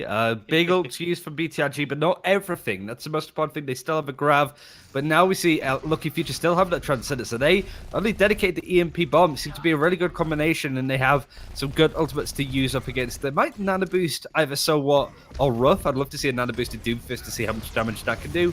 BTRG taking this high ground, trying to traverse around, get into the back line. You can already see Funky Jaeger actually just getting out of that fight completely. But now it's BTRG going to be informed inside. Yeah, Meteor Strike looks to come up and come back down, but Ruff isn't able to find quite the damage he wanted to. BTRG is sustaining this point fight very nicely. They did not have the Transcendence, and it's very close, as now the sound barrier will fall in, but Gudan, he gets taken down. What prioritization was that from So What? Able to track down the Zenyatta. That was absolutely crucial pick. The Transcendence was fractions away, and that will be the crippling blow to BTRG's push. Lucky Future will hold on, only having used the boost and the Meteor Strike. And it was really well played, actually, by Uterpa. You saw him sort of playing off of the point, being able to sort of pull BTRG away from it. So BTRG had the decision to either try and contest a point, which was going to be difficult because of the amount of people left the Lucky Future, or go after the Ana, who doesn't have any form of escape. But they managed to work out Ruff getting a pick onto Gudan fairly early on. Yeah, no Transcendence, and now Effort is forced to be in a weird spot to put down the Graviton Surge with the bomb. It will find enough damage to take down Ruff, but the Transcendence coming out of Punky Jaeger will be enough to keep the majority of that front line alive, which is the big key. As So What is in the Primal Rage, and now all up in the face of Brigitte. And again, we see Gudan going down in a very untimely fashion. Reborn is just holding up that barrier for a short amount of time, and BTRG are left staggering. And it's difficult because they still have so many ultimates in these fights that they're not able to use a good amount of them. So it's really well played from Lucky Future to win these fights early, to dedicate ultimates, but to also keep a good amount of ultimates. Like, they didn't use EMP there, they didn't need to. And now they have that combination again of an EMP bomb that they're looking to use. Nano boost that Uterpa can throw out, does it early, the EMP going to come in with that, and So What immediately gets Gudan. This is essentially an empty fight for BTRG, Ryan. They had the Earth Shatter ready to go for Reborn, and he switches to Winston. Looking like BTRG is not enjoying at all what they're going up against. They had so many ults that were close, and then they just immediately switch on over. I don't know if I like the call. I would have liked to have seen just one Earth Shatter push just to see. We'll look exactly where Lucky Future have positioned themselves. It's going to be difficult to string them together unless you run straight onto the point, which I think is what BTRG were trying to do from the beginning anyway, but they've sort of conceded that that's really not going to happen. They're going to keep running in for this area. Diva Bomb is going to come through to try and make this awkward passage a lot more awkward, and both teams trading. Now, looking for that, again, Monkey to come on through. It will be the Primal Rage for So What. Has the small inconvenience, but his main target is this Lucio, who is having a very difficult time skating around in that little bit of a roller rink. Now looking to move on forward back to the front line now that there's no supports there to keep them alive. And So What? He will be able to come back and help out and get a little bit of extra damage. Fight of the century. It is the shot cannon versus the Bunny Blaster, and it looks like the Bunny Blaster will be enough for Liga to survive. That's kind of a feels bad man for So What, but Lucky Future again sustain a very substantial defense. You know the big deal with like Floyd Mayweather fighting Conor McGregor? I would love to see that with a giant gorilla fighting an esports girl that has a big mech. That's the kind of show match I actually need to see. But regardless, Effort does get a pick onto Ruff, so this is a good opportunity again for BTRG to push onto the point. EP's ready to go. Is it going to be follow-up with it though? Translocate up to the high ground, now bopping it through, and the boop for the EMP won't be really as much as they wanted, just simply because the Lucio have Fangman will be able to avoid it, and the sound barrier comes through. Ruff will reposition with the Meteor Strike, trying to find an opportunity to move on in, but the Seismic Slam has to be used to try to get him away, and Reborn is happy to chase that, and those big monkey paws will land right on top of the Doomfist and will take him down. And Lucky Future, though, they do have the respawn proximity, and this D.Va Brigitte will not be able to sustain through all of the numbers that are coming quickly back to point. We're down to a minute 20 for BTRG, and it looks like LF are holding another very solid defense. BTRG still have ultimates. Lucky Future starting to wane a little bit on which ones they have available, but Bloodbean almost has another EMP considering he used it in that last engagement. It's pretty telling how much Blackbeard is enjoying playing Sombra on this point at least. He's in full control. This is his castle, and he's not going to let BTRG in without a fight. Gudan does have a Transcendence though, so might want to work out and possibly know that Blackbeard is very close to having another EMP, so they need to be careful. This could be their final opportunity to push for BTRG onto the second point of Hanamura. The Transcendence will be used initially. Now the High Noon coming through. Can there be any targets to find? No, there will not be, because he gets hacked before you can even let the 6-shooter go through.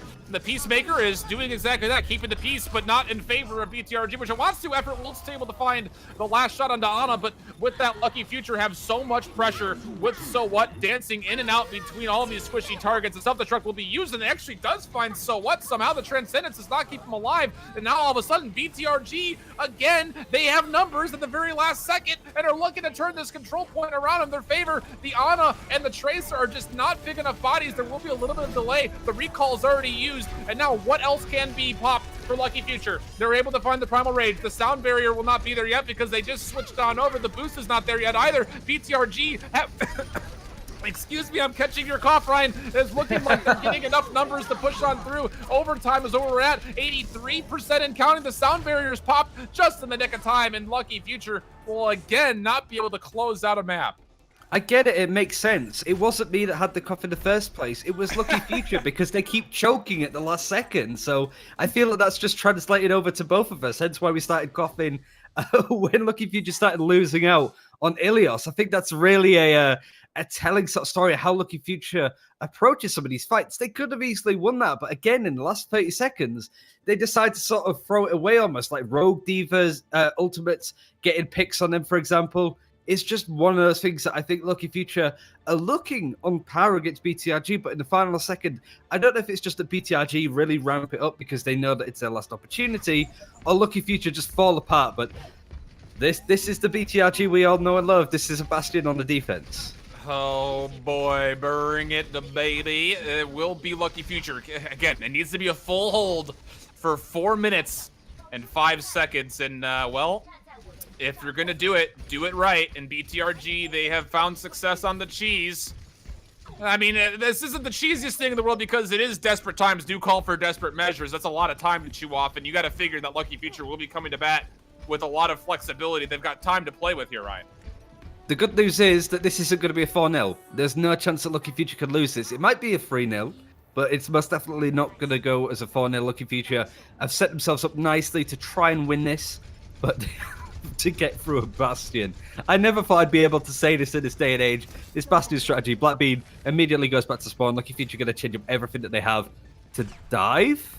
Okay, this is going to be good. All right, let's see it. Tracer Genji coming out with the Zenyatta Lucio, and it will be the D.Va and the Winston. Setting up immediately on point as Effort, and he's going to have a very nice line of sight to try to chew through some people. But as you look to convert on this dive, Ryan, you have to say you got to get the Genji around the side some way. It is to push on in. The Winston will jump on. Effort has to back up out of the big minigun mode, but they're able to find Blackbean immediately, so numbers are here, and Ruff also gets trapped. MZ coming up huge, finding 3 kills. Hold LM1, why don't you? Able to find the mouse button to get all of that flail damage done. First and foremost, it is a defense for BTRG. I think Lucky Future just forgot that Brigitte was a thing for a second, because now they've switched over to tanks, so we're like, oh yeah, that hero that's really good against divey targets was the reason why we've sort of followed that. So this is difficult times for Lucky Future. They have to answer a lot of very difficult questions BTRG are very capable of asking. So they need to be able to play this one out. They're going to use this little underpass to try and get onto the point. Now it's difficult for BTRG to go on and contest. but there's still a lot of line of sight here for the Bastion and able to find a lot of damage, and MZ and Diva will come on through to try to contest this to make sure no ticks go on in. A lot of damage being funneled out, but it will be effort falling. So now it's a 6-on-5 favoring Lucky Future. Can they finally put a map away? It looks like they very well may, as they do give themselves a big advantage, taking down most of the support line. And with that last kill onto Ana, there's no one to sustain the Orisa. The first tick will go through, and Lucky Future will finally give themselves a map. We're 2-1 in the set. And we finally get a game. Like, we finally got something that might be able to be contested. Like, Numbani was very close. Ilios towards the end was very much BTRG favored, but still both teams were able to take a map. Now we have Lucky Future being able to go and get a score. So now we have 2-1 on the score sheet. This might be a reverse sweep that would be really fun and entertaining to cast, but BTRG want to close this one out on hybrid. They have the choice of whatever map, I believe between Dorado and Route 66 off the top of my head. So it'd be interesting to see how both of those teams go. Still in control, BTRG, but Lucky Future looking a lot better, looking less likely to make those awkward mistakes and put them on the back foot. But they were let off lightly by a really good attack on Hanamura. They had the right map choice there. I believe it really helped them out in the first place. I think at the same time, you can kind of feel that collective sigh of relief coming out of Lucky Future, as you just kind of had a feeling with that going into overtime, the BTRG coming finally through, that it might just go and it might just be a draw, but no, it won't be. LF will be able to give themselves a much-needed map win. They will have to make it happen on Escort to send this one to potentially Game 5. They need it badly. It is, again, BTRG on top of this group. Lucky Future trying to stay relevant. If they lose this one, it puts them at a bad spot. We're going to head to break, and when we come back, we'll finish out, maybe, potentially, finish out at least map 4 right on Escort when we come back. Don't go anywhere.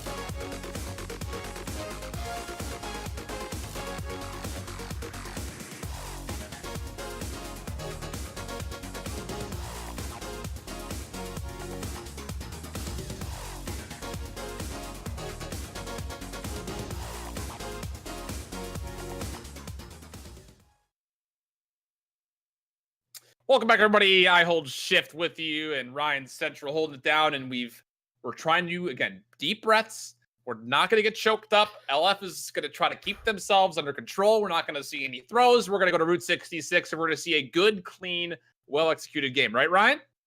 Attempting both these teams like to sort of throw out a lot of curveballs, a lot of problematic compositions as we've seen so far.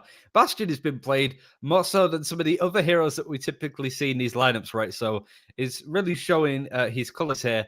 And now that we're on a pure escort map, Route 66 nonetheless, I think we might just see a Bastion come in out of the spawn doors on attack at some point from either of these teams at this rate. Now, I got to just refresh your memory. Last time we were here, we saw quad DPS with solo Mercies, solo Hogs, solo Wrecking Balls.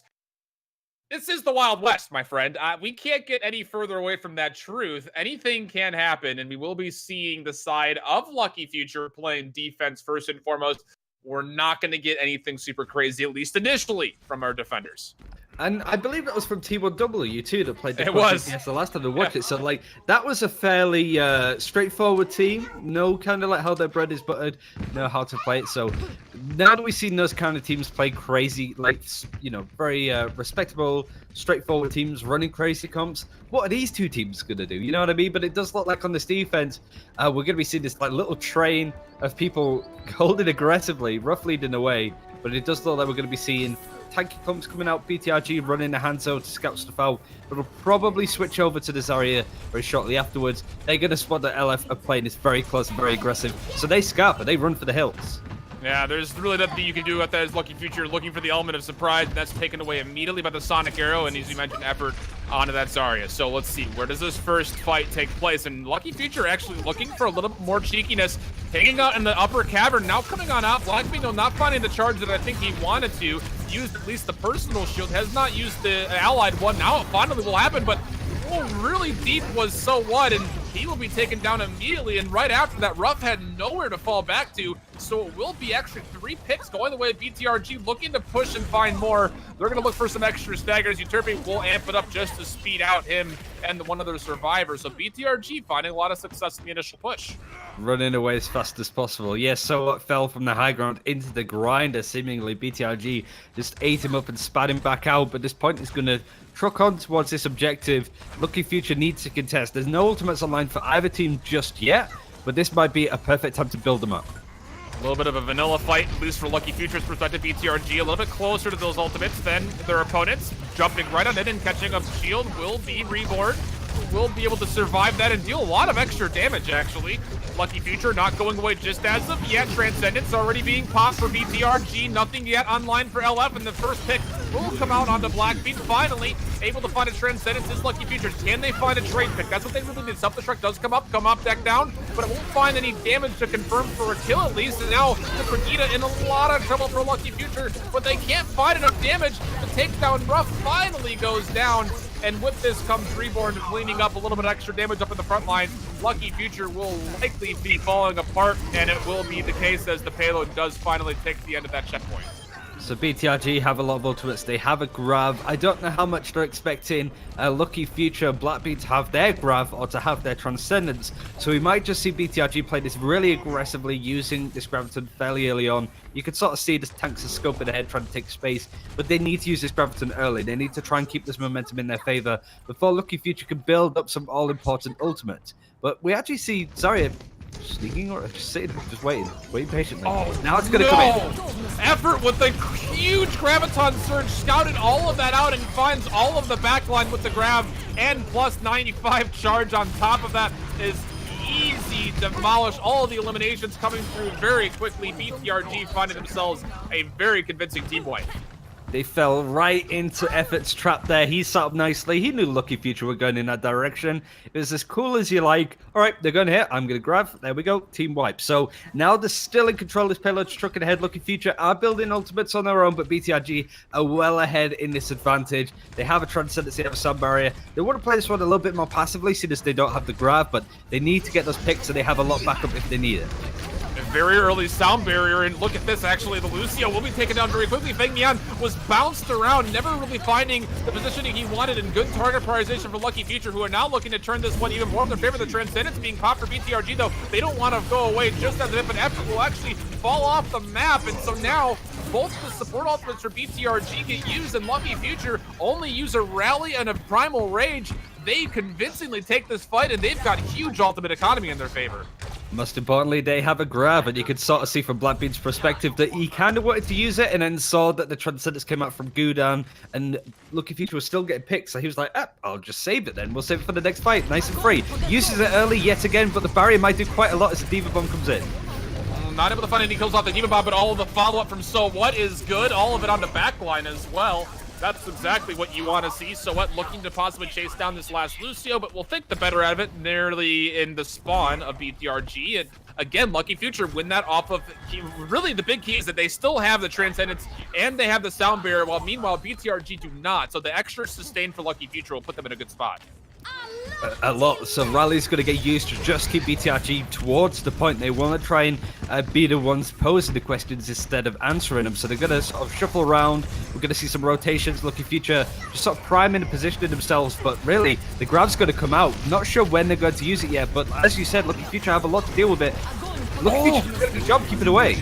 It finds all the support line. Everyone's held into place. Luckily, they do have the Transcendence popped beautifully from Funky Jaeger to keep that back line alive. Now, Lucky Future, can they find the sustain to keep the Diva in Mac? It does not look like they will be able to do so. The Primal Rage being used to Reborn to push all this front line back away, and all that space being granted from Reborn will allow BTRG to keep a complete separation of Lucky Future. The sound barrier comes out, but Sleep Bear will surely fall, and with that comes extra advantage in the front line. LF right back on top of the payload, looking to turn this one back around to their favor. They will use a couple more ultimates. The Transcendence gets popped right in the middle of the fight, and with that come extra trades favoring Lucky Future, though, as the Brigidas do fall, but there are no more support or ultimates online. Lucky Future holding the advantage, at least in the ultimate economy. They still have a self-destruct, they still have a primal, and they still have numbers.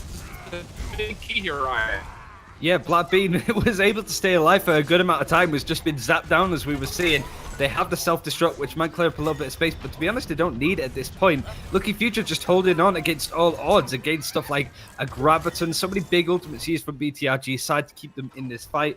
Transcendent, sound barrier. We were too busy watching a baby Diva get killed. Meanwhile, there was a grab with all this damage coming in. So it says a lot about how many micro fights are happening on this point. BTRG aren't giving this up yet. They're keeping this tempo up. Self-destruct is going to come into block stuff, but it doesn't look like it's going to get anything because it goes into the bar, gets a quick drink, and Blackbeard takes out effort.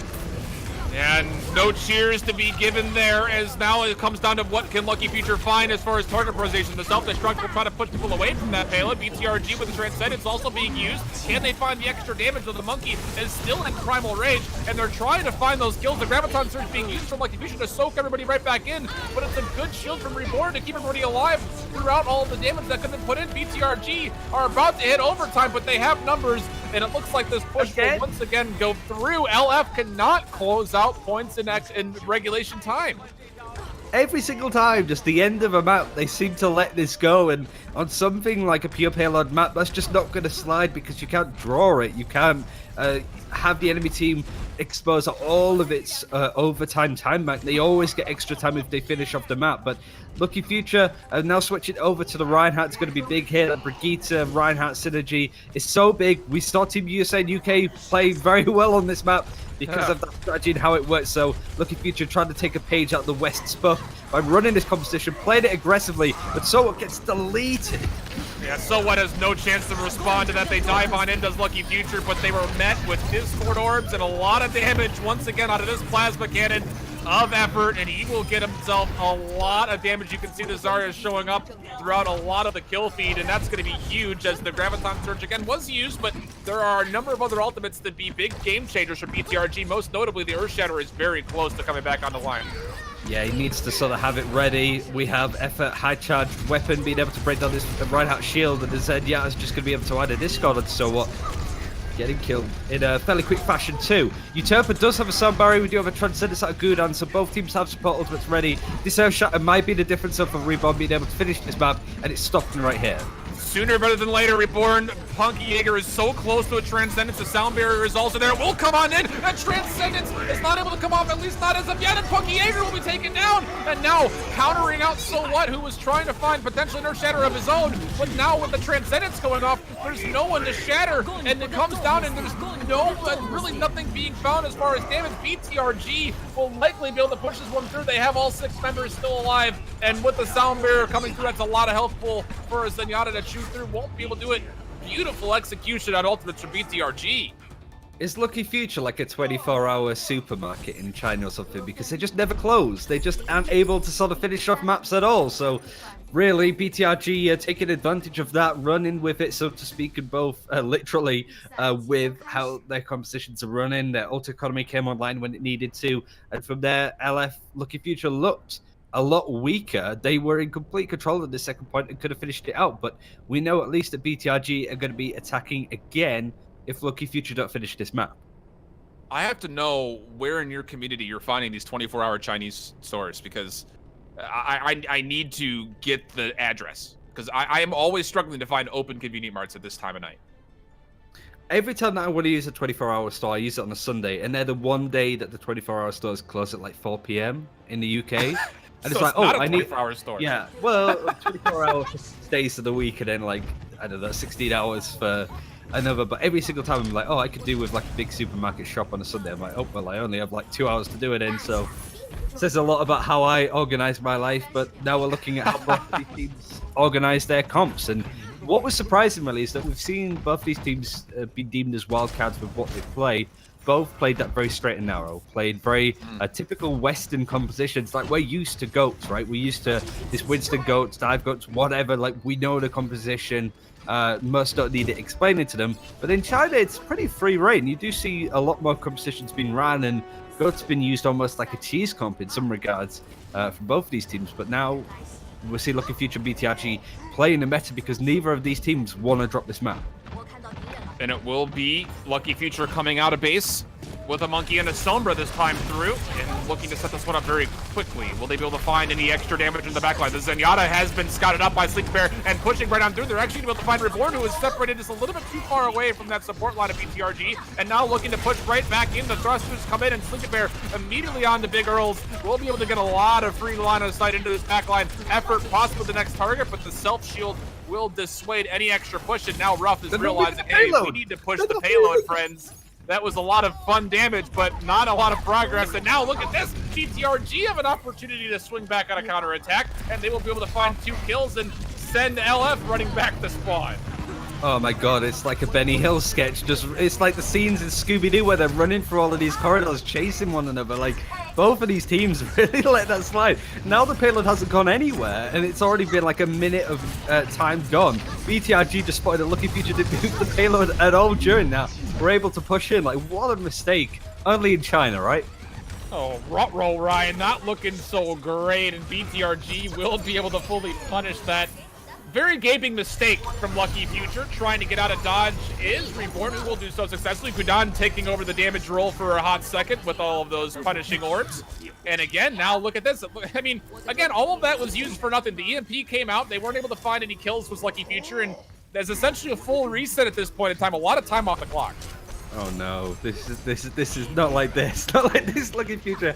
They have big ultimates building, but this fight, the fight that they won earlier, was just all for naught. Sunbury comes in, keeps everybody alive from the Diva Bomb, but it's still a bit of a scrappy engagement. Effort is going to go down very low, 56 health, but manages to get a barrier off, but does die eventually. Bat being half of his way to having an EMP. This could all have been easily avoided from Lucky Future, so I can't help but be really disappointed here. Payload push, part 2, commence action, as we're finally seeing Lucky Future win at least the fight on the payload. So there are no mistakes here as far as pushing this payload through. But again, only 1 minute and 43 seconds left. And this is going to be a pretty sizable contest for BTRG. I'd be surprised that Lucky Future haven't, like, tethered themselves to this payload at this point. Like, right, Lucio, you stay there. You don't move, like, but into, like, timeout on the payload to make sure that it's still moving. BTRG do have both their support ultimates ready and good aggressive on the Diva, but she just flies off away. This mobility on Lucky Future might be really good on this point, considering that they have a little bit of high ground to work from. And Ruff getting the first pick onto MZ.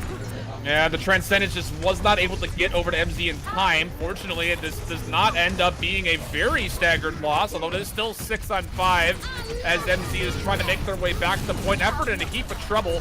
We'll have some Lucio support, and now Lucky Future. They want to try to zone out these corridors, get this payload the rest of the way there before overtime comes in. BTRG hoping for obviously the opposite. Self-destruct goes down right on top of point, but it will be surrounded by the protective barrier of So What, and that will be enough to keep this point in favor of Lucky Future. They will get this point through, but it was not the prettiest push we've ever seen. Oh, no, not at all. They do have a good amount of ultimates ready to use. They used Rally, they used Self-Destruct, but the Rally is still having good success, as we are seeing.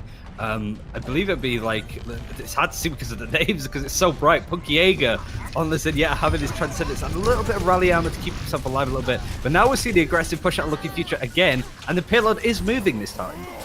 This is good. All of these things are good. So What is zoning at the backline. We'll go into the primal range to continue that effort, and we'll try to keep the Brigida out. That's a good target to keep away. We'll get shield bash for a small second, but he doesn't care so much. We'll shrug it off and then change the focus back to the front line where effort was low. He did get out of Graviton Surge before he fell, but I don't know if it was enough to really turn this fight in favor. Lige will find 1 kill plus a DMAC, and with that comes no front line for Lucky Future. And you can see how aggressive BTRG are being. They want to slap through the last couple of targets, and they will do so successfully as the Zenyatta will be the last one to fall in this exchange.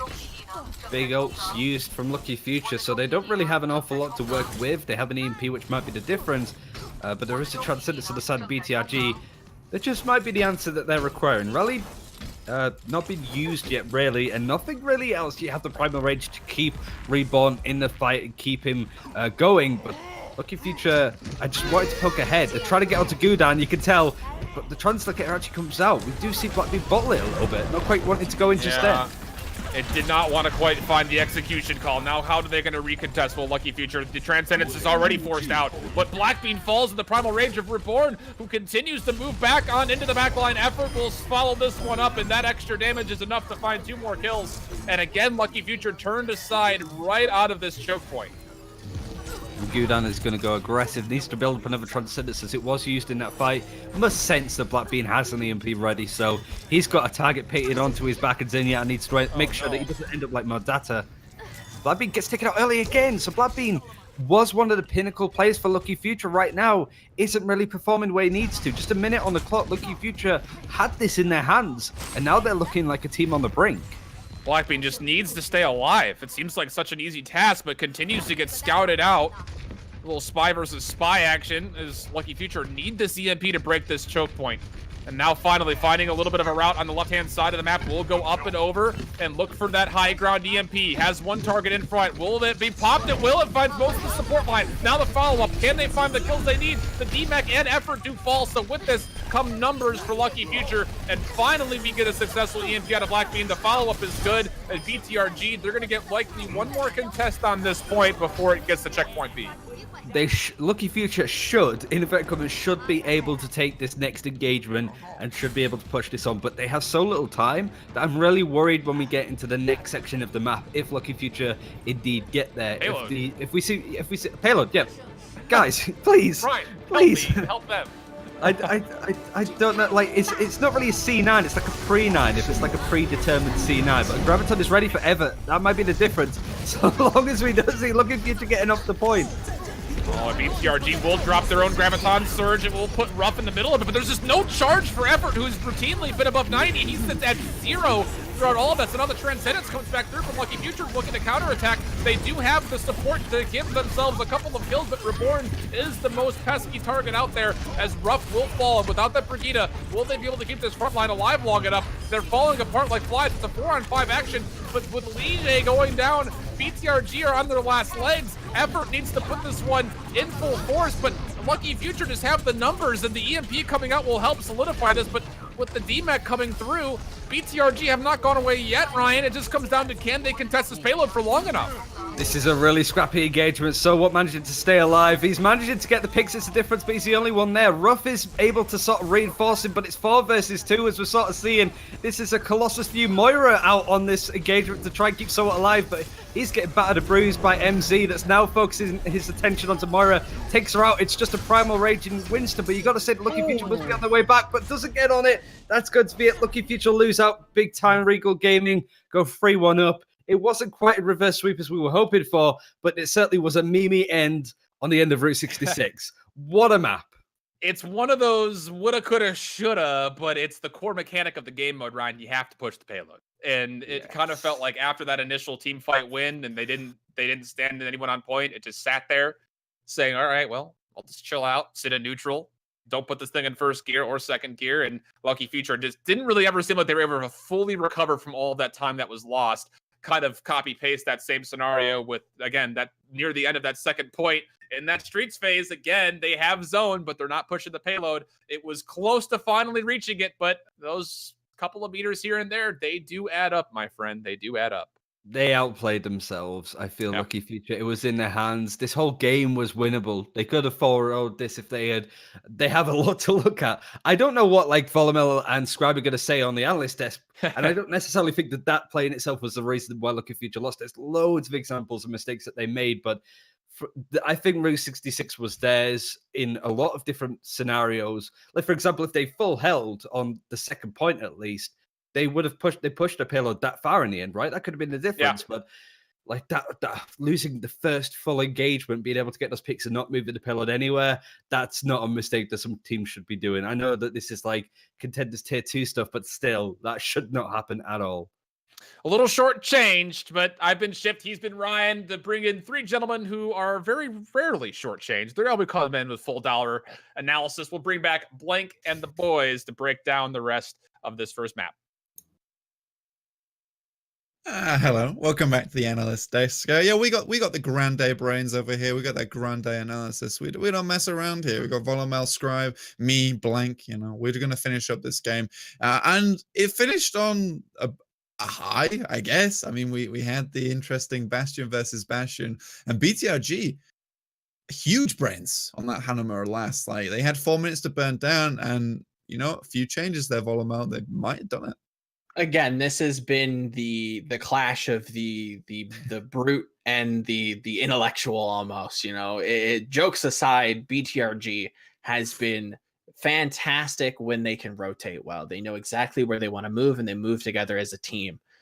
You can't sing enough praises on effort. I know Scribe has been a very big fan of Fengyan. Like, he consistently pockets him. I'll leave that little nugget for him, but you can't sing enough praises for this team. Absolutely, they have the mechanics, they have the fundamentals, they understand where they want to move. They move together as a team. You know, barring some mistakes, you know, when it comes to retaking fights, and in the same sense as, you know, Lucky Future. Lucky Future always seems to want to invest in everything. You know, BTRG can, you know, get a little bit ahead of themselves, but for the most part, this team looked very good today. Yeah, insanely good, Scribe, right? Yeah, I mean, the scrappiness of this team is actually kind of it's admirable in some ways. I mean, BTRG, like, the big reason why I think we've always had hope with them going into these final fights is because we know they can like scramble out and like get these 1 or 2 picks. We know that they're not going to overreact as much. Sure, we have seen some questionable ultimate usages, especially around Effort's graviton surges, which oddly enough has been the weak point of his Zarya play so far. Sometimes he just doesn't get those value grabs. He's more like just looking for a grab at this specific angle. Maybe he needs to open up his perspective, but he's been very patient about them. He's been getting them off despite like, you know, pretty good diva pressure constantly. So that's very impressive, but that's the thing I like most about it, right? Like, Fengyan is exactly where he needs to be at all times. He's calling the right plays if he is the shot caller, right? He's making sure that like his high energy Zarya is going to be able to turn the fight late game, and I think that's where LF didn't really have as much of an answer for, right? A lot of the compositions that they play were very squishy combinations that don't really have great ways to get back into fights, especially if Zarya doesn't go down. So hopefully that's something that does get addressed. Like, looking back at like that point A on Route 66, like Effort cleaning up the fight on the way back into it was kind of like, that was like the quintessential, like, this is what LF has been doing. They've been giving Effort way too much room to do damage, and they're not responding properly. Yeah, like you said, there's the constant pressure from the diva coming out. It's Sleepy Bear on there a lot of the times on effort, making sure that he's not doing all the damage that he can put out as a Zarya, because Zarya is like basically your hyper carry within that composition, the Winston Zarya, right? She does all the damage. You set her up for success, and even more so with effort because the guy is just insane, right? So you just pop everything on top of him. But we saw certain mistakes come out from Sleepy Bear, right? Versus BTRG. Sees the EMP Zarya and goes for the kill there. And these tiny mistakes about execution, understanding where you're going to go, they really come out into the fold on Route 66, Volamel. And I think execution always has been throughout the series a big problem of theirs, and making this weird switch onto the composition of like the Sombra and stuff. There are a lot of open opportunities, a lot of moments for them to succeed. I wonder if it was maybe a calling disconnect after, Hanamura being so close and Numbani being this crazy comeback from behind. I can't help but wonder if they're suffering from communication, because once we go into Route 66 and we look at that Lucky Future attack, we see Soa again and again, even on BTRG's defense. He's too far forward, and he randomly just gets picked, and the tide immediately turns back to BTRG's favor. And when we do kind of remember that last fight with Liga kind of like taking the one-on-one duel, you Scribe pointed it out very, very eloquently. Fengmian is right behind him, skating him around, healing him through this, and you can't really take 100 charge Zarya down as Diva. It's very difficult. He was very hard charge. He's just going to hold left click, and there's not much you can do. He just instantly gets burned down and dies, and that's a pretty integral part when you're trying to stagger this cart. Yeah, and I think one of the main things when we're talking about the cart as well as is those little mistakes, like little misunderstandings. And I think Ryan actually touched upon this, was just where, yeah, sure, they get the first big wing, the Lucky Future, and they push forward. The entire team goes with them. It's like it's a full package. No one's on the cart. Cart stays where it began in the first place. And BTRG are just like, okay, well, we'll go back to our neutral positions and we'll just start this map all over again, except at 2 minutes instead of 4.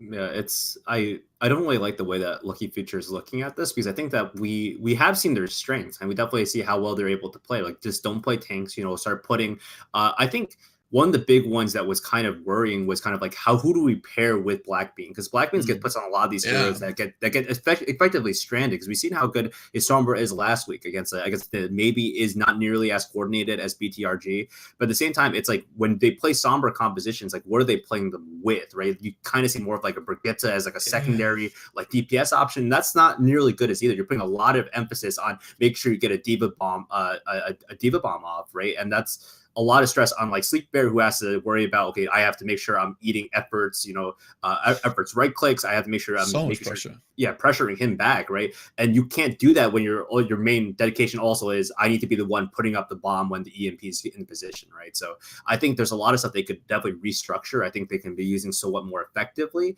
and that's really, I think that's kind of comes down to like their style of play that they really want to use. I don't think so what's kind of like very aggressive style is strong in this, but you have to play around it, because I think that at this point it's ignoring it and not addressing it is going to hurt your team in the long run here. I think they need to figure out a good place to put. So what, either they allow him to activate and be that aggressive and just, hey, yeah, he's going to be the one opening up the fights 100% of the time, and you just play your DPS off of like second or third people in who are going to take advantage of him using his body as a shield.